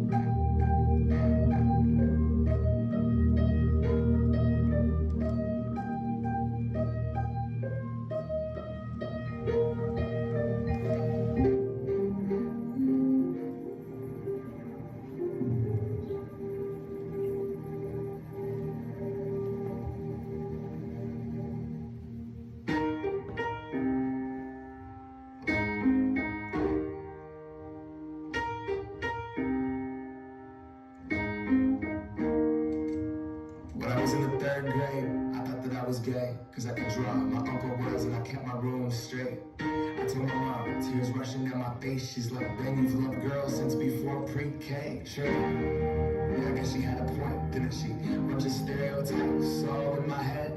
I remember doing the math, like, yeah, I'm good at Little League. A preconceived idea of what it all meant. But those that aren't the same sex and the characteristics. The right-wing conservatives thinking to decision. You could be cured with some treatment and religion. Man-made rewiring of a predisposition playing around. Oh, now here we go. America the brave still fears what we don't know. God loves all his children, somehow forgotten, but we paraphrase a book written 3,500 years ago. I don't know. And I can't change. Even if I tried, even if I wanted to, I can't change. Even if I tried, even if I wanted to.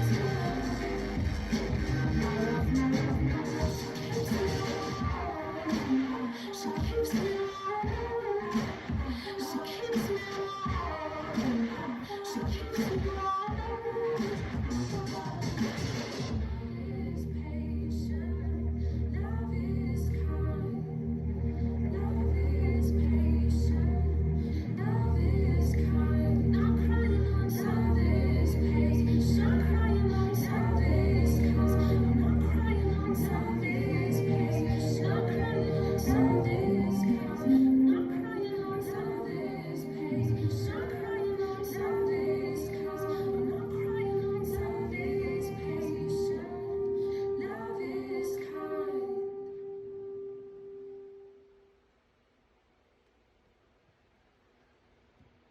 Hi, my name is Chris Nelson, and I'm the president and founder of Trans Minors Rights. We're an organization aimed at empowering transgender youth to make their own decisions regarding puberty blockers. And I'm Allison Myler. I'm the VP at Trans Minors Rights. Our goal is to get approximately 3,800 signatures to allow minors 14 and up access to puberty blockers confidentially. Please consider signing our petition. Thank you.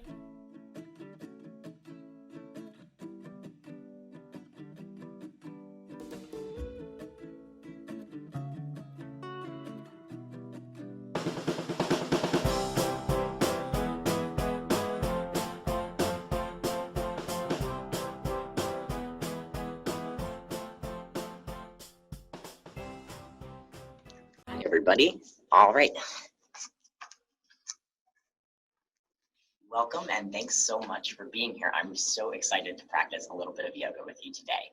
So my name is Noah, and I'm gonna find a comfortable place to sit down here on my yoga mat. So wherever you are, at home or outside, just find a nice comfortable place, okay? And if we're with friends or family, we wanna make sure we have lots and lots of room so we don't bump into each other. So let's get started. Let's come down onto our knees to start with candle pose. So let's bring our hands in front of our hearts. We're on our knees, but our spines are nice and tall. Great job. All right, and we're gonna start with a deep breath in through our nose. Breathing in. Nice and slow, okay, and out.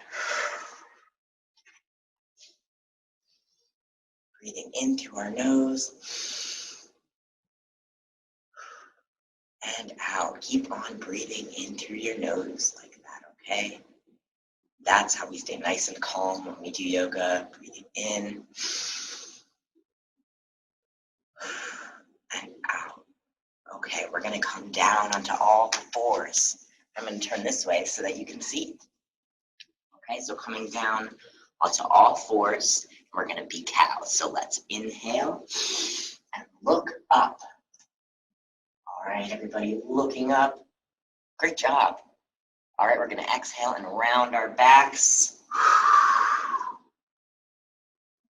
Inhaling, we're gonna look up toward the sky.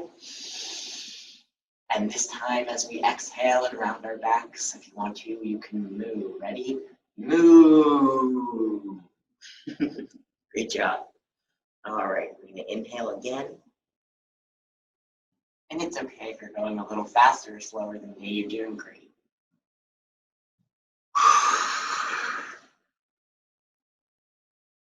Do one more. Awesome job. All right, and exhale. Great job. And it's okay to make lots of noise when we breathe, right? We can breathe in really loud and out really loud. And that's just fine. All right, now we're gonna be dogs. So we were candles and we were cows, right? And now we're gonna be dogs. So let's tuck our toes under. See my toes? They were like this. Now they're tucked. We're gonna straighten our legs. And we're gonna look down at our toes. Great job, everybody. You can relax your head, okay? If you want to, you can kind of pedal your legs like you're riding a bicycle. Does anybody kind of, there you go. Okay, great job being dogs, everybody. And we can bring our knees down. Great job.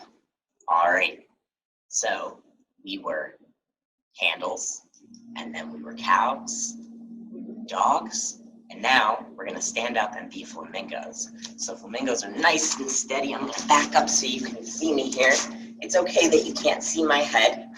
It might feel a little silly though. So we're gonna stand on one leg, and we're gonna bring our other up, hug our knee, okay? And let's count.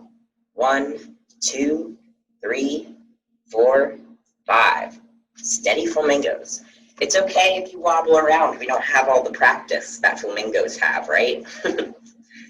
Okay, so now on our other foot, we're gonna hug our other knee. Ready? 1, 2, 3, 4, 5. Awesome job. All right, we can be flamingos a little longer if we'd like to. Of course, when you turn this video off, you can practice any of these as many times as you like. So another thing that's nice and steady, other than flamingos, are trees, right? So you might want to grab something to hold on to, like a chair, right? Or a friend who isn't balancing, if you haven't done the tree pose before. So for tree, we keep one leg planted nice and firm on the ground. We're gonna bring the other one up. We can bring it to our calf, all right? So we're gonna bring it right onto our other leg. Parents in the room, make sure that no one's resting their feet on their knees, okay? Any adults wanna watch out for that? Okay, and for tree pose, you can have your hands outstretched. You can bring them to where we were for candle pose, right? 5, 4, 3, 2, 1. Fantastic.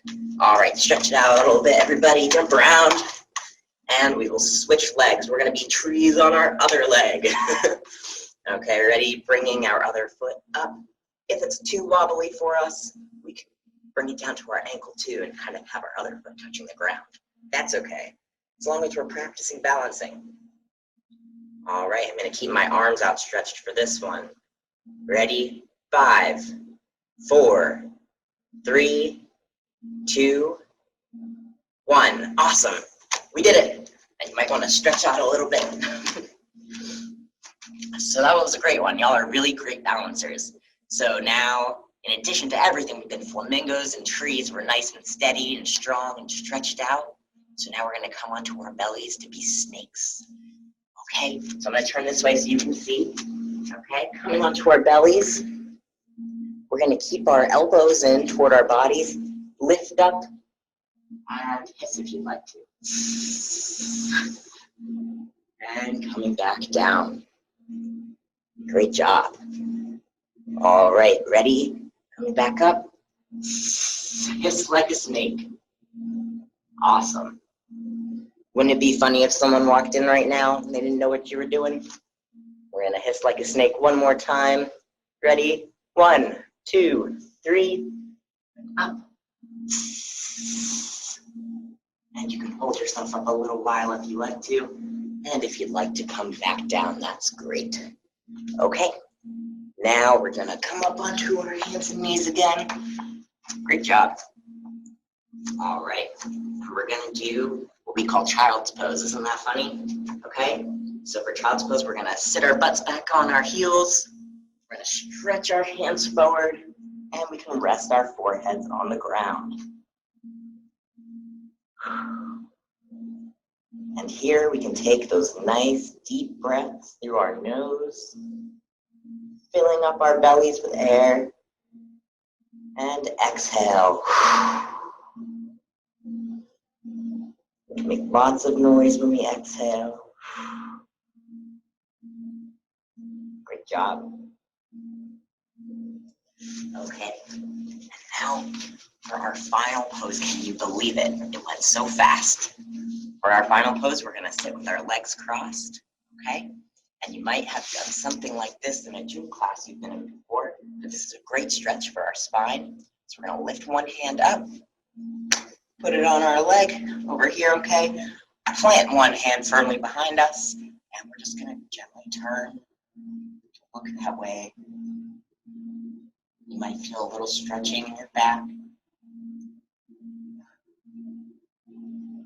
Take those nice deep breaths we talked about again here, right? In through our noses.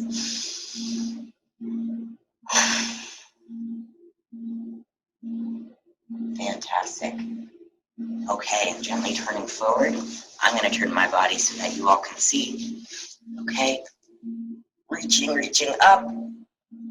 Cross myself, planting my hand, and turning.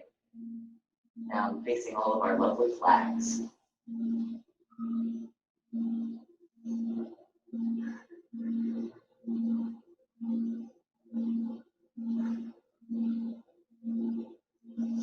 Okay, so we finished our yoga practice for today. I am so glad that y'all joined us. I hope you enjoy the rest of your time with Equality Fest Junior.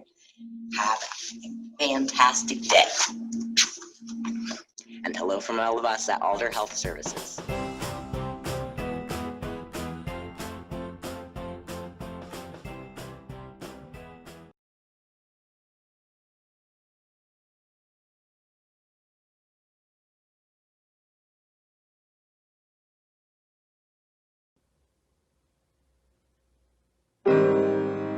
It gets better. It gets much, much, much better.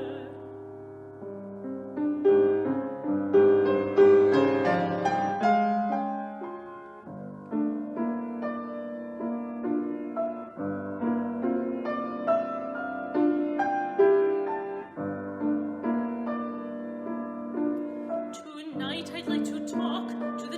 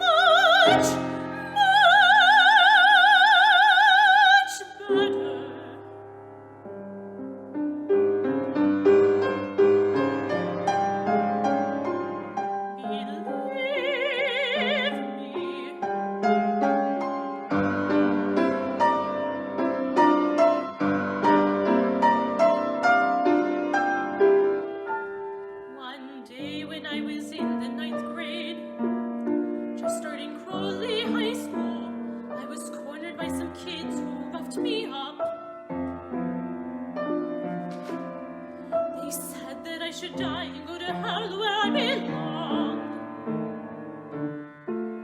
That erupted in me a fear that I'd kept down.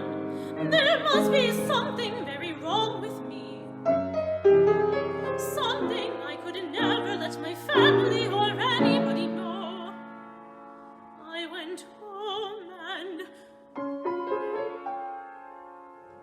But the story did intend that unfortunate day. There's so much more, there's so much more. Yes, high school was difficult, coming out was painful, but life got so much better for me. Give yours a chance.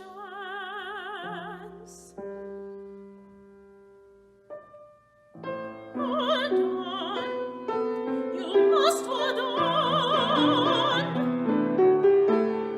Just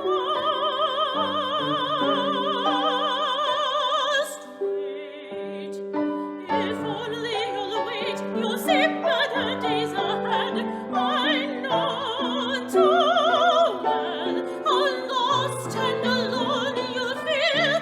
But please, hold on, for all that life can offer. If only you could know, if only you could know. It gets better. It gets better.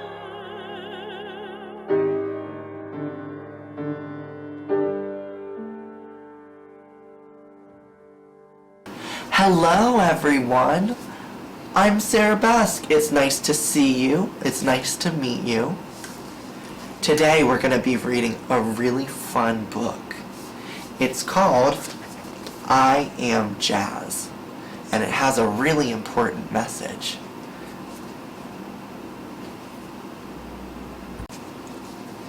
I hope you're all excited. I've never read this book before. This is called I Am Jazz. And there we see jazz. I am jazz. For as long as I can remember, my favorite color has been pink. My second favorite color is silver, and my third favorite color is green. Look at how pretty jazz looks.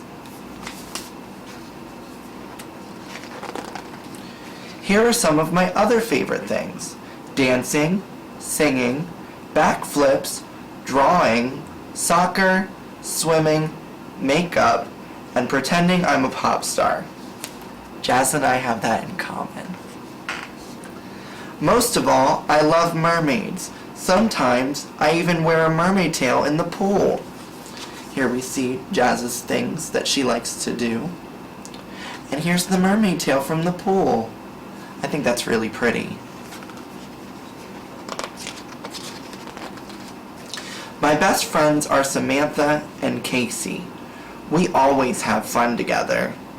We like high heels and princess gowns, or cartwheels and trampolines. But I'm not exactly like Samantha and Casey. You see, there's Jazz and Samantha and Casey doing some of those fun things. And she's worried because she's not like them. I wonder why. I have a girl brain, but a boy body. This is called transgender. I was born this way.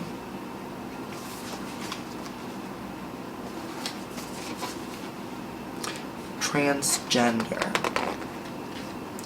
When I was very little, and my mom would say, "You're such a good boy," I would say, "No, Mama, good girl." At first, my family was confused. They'd always thought of me as a boy. And see, there's Jazz and Mama and Jazz's family.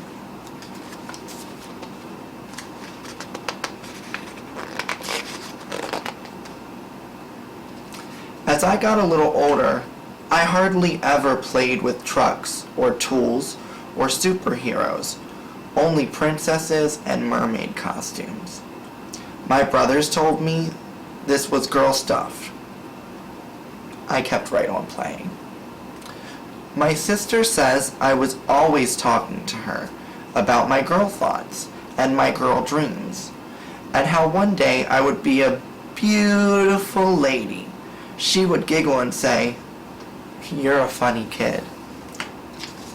We've got Jazz and her brothers, and then Jazz and her sister. Sometimes my parents let me wear my sister's dresses around the house, but whenever we went out, I had to put on my boy clothes again. This made me mad. Still, I never gave up trying to convince them. Pretending I was a boy felt like telling a lie. We've got Jazz in her boy clothes out with her family, and then Jazz and some ballerinas. And Jazz is upset because it felt like a lie to say, I'm a boy. Then, one amazing day, everything changed. Mom and Dad took me to meet a new doctor who asked me lots and lots of questions. Afterward, the doctor spoke to my parents and I heard the word transgender for the very first time. That night at bedtime, my parents both hugged me and said, "We understand now. Be who you are. We love you no matter what." This made me smile, and smile, and smile. We've got Jazz and her family who love her very much. And that makes her smile. And that makes me smile. Mom and Dad told me I could start wearing girl clothes to school and growing my hair long. They even let me change my name to Jazz. Being Jazz felt much more like being me. Mom said that being Jazz would make me different from the other kids at school, but that being different is okay. What's important, she said, is that I'm happy with who I am. And I think Jazz was very happy to be who they are. Being Jazz caused some other people to be confused too, like the teachers at school. At the beginning of the year, they wanted me to use the boys' bathroom and play on the boys' team in gym class, but that didn't feel normal to me at all.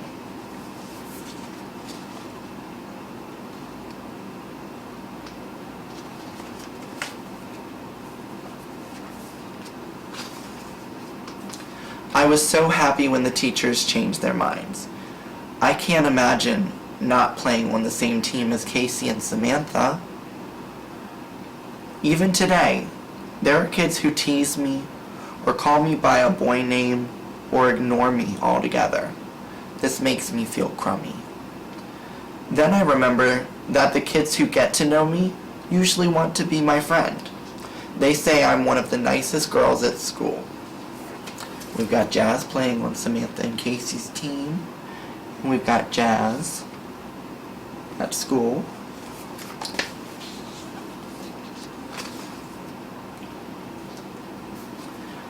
I don't mind being different. Different is special. I think what matters most is what a person is like inside. And inside, I am happy. I am having fun. I am proud. I am Jazz. And here we see Jazz. Happy, proud, being exactly who they have always been. And I think that's really special. And this is a really special book. I hope that you all enjoyed this book as much as I did.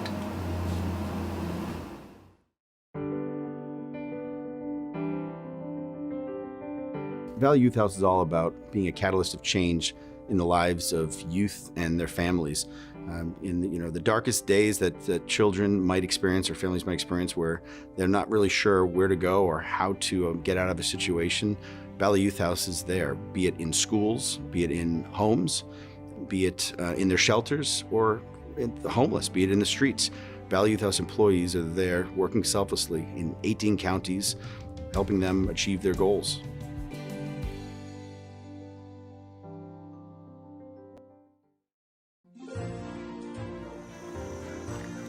Coral! Pearl! Come over and hear a story.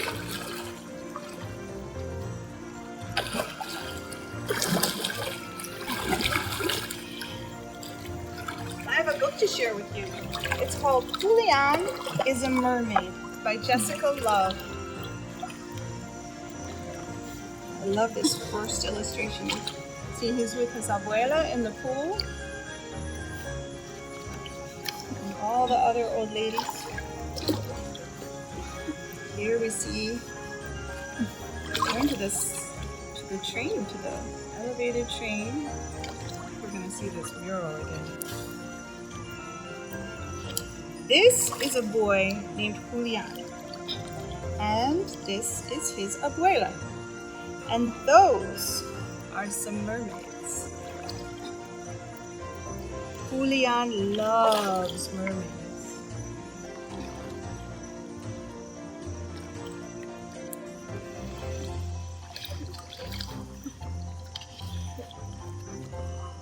Look at all the colors.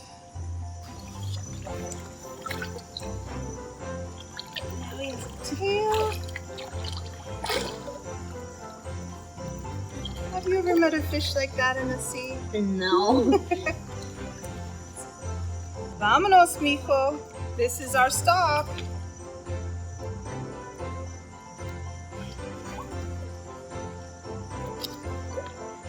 Abuela, did you see the mermaids? I saw them, mijo. Oh, there's a doggy. Abuela, I am also a mermaid.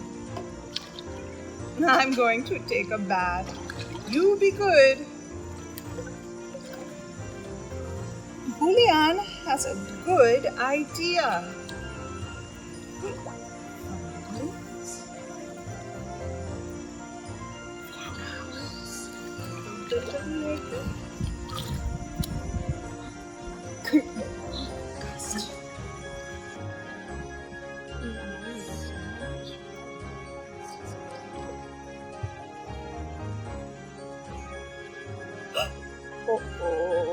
Oh. Come here, Nicole.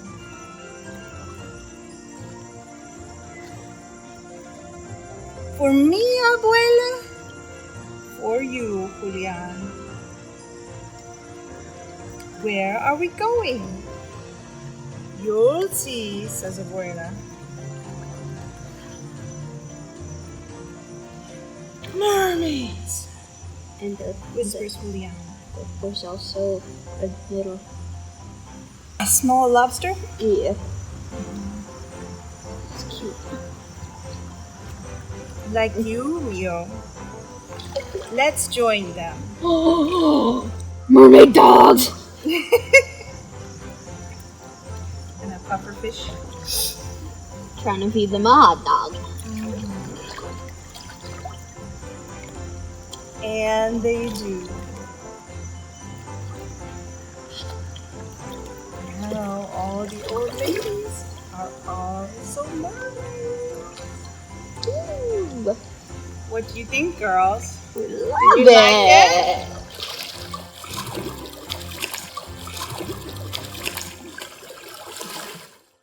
Well, hello there, kids. It's me, Jade DeVere, the host of the weekly web series Inside the Drag Closet, the show where we talk about all things drag and some things that aren't. But today I want to talk to you about Equality Fest. The Rainbow Rose Center has put together a virtual daytime event that celebrates the entire LGBTQIA+ community of York County and beyond.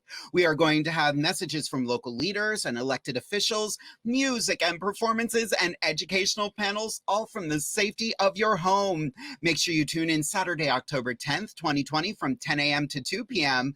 But later that evening, we are also also going to be having our first ever Equality Fest Regent Pageant. That will be streaming online Saturday, October 10th, starting at 8 p.m. You can find out all that information at rainbowrosecenter.org. Find out who is going to represent the Rainbow Rose Center and the LGBTQIA+ community of York County for the next year. I'm going to be there. I hope to see all of you there as well. Take care, kids. Thank you. Goodbye.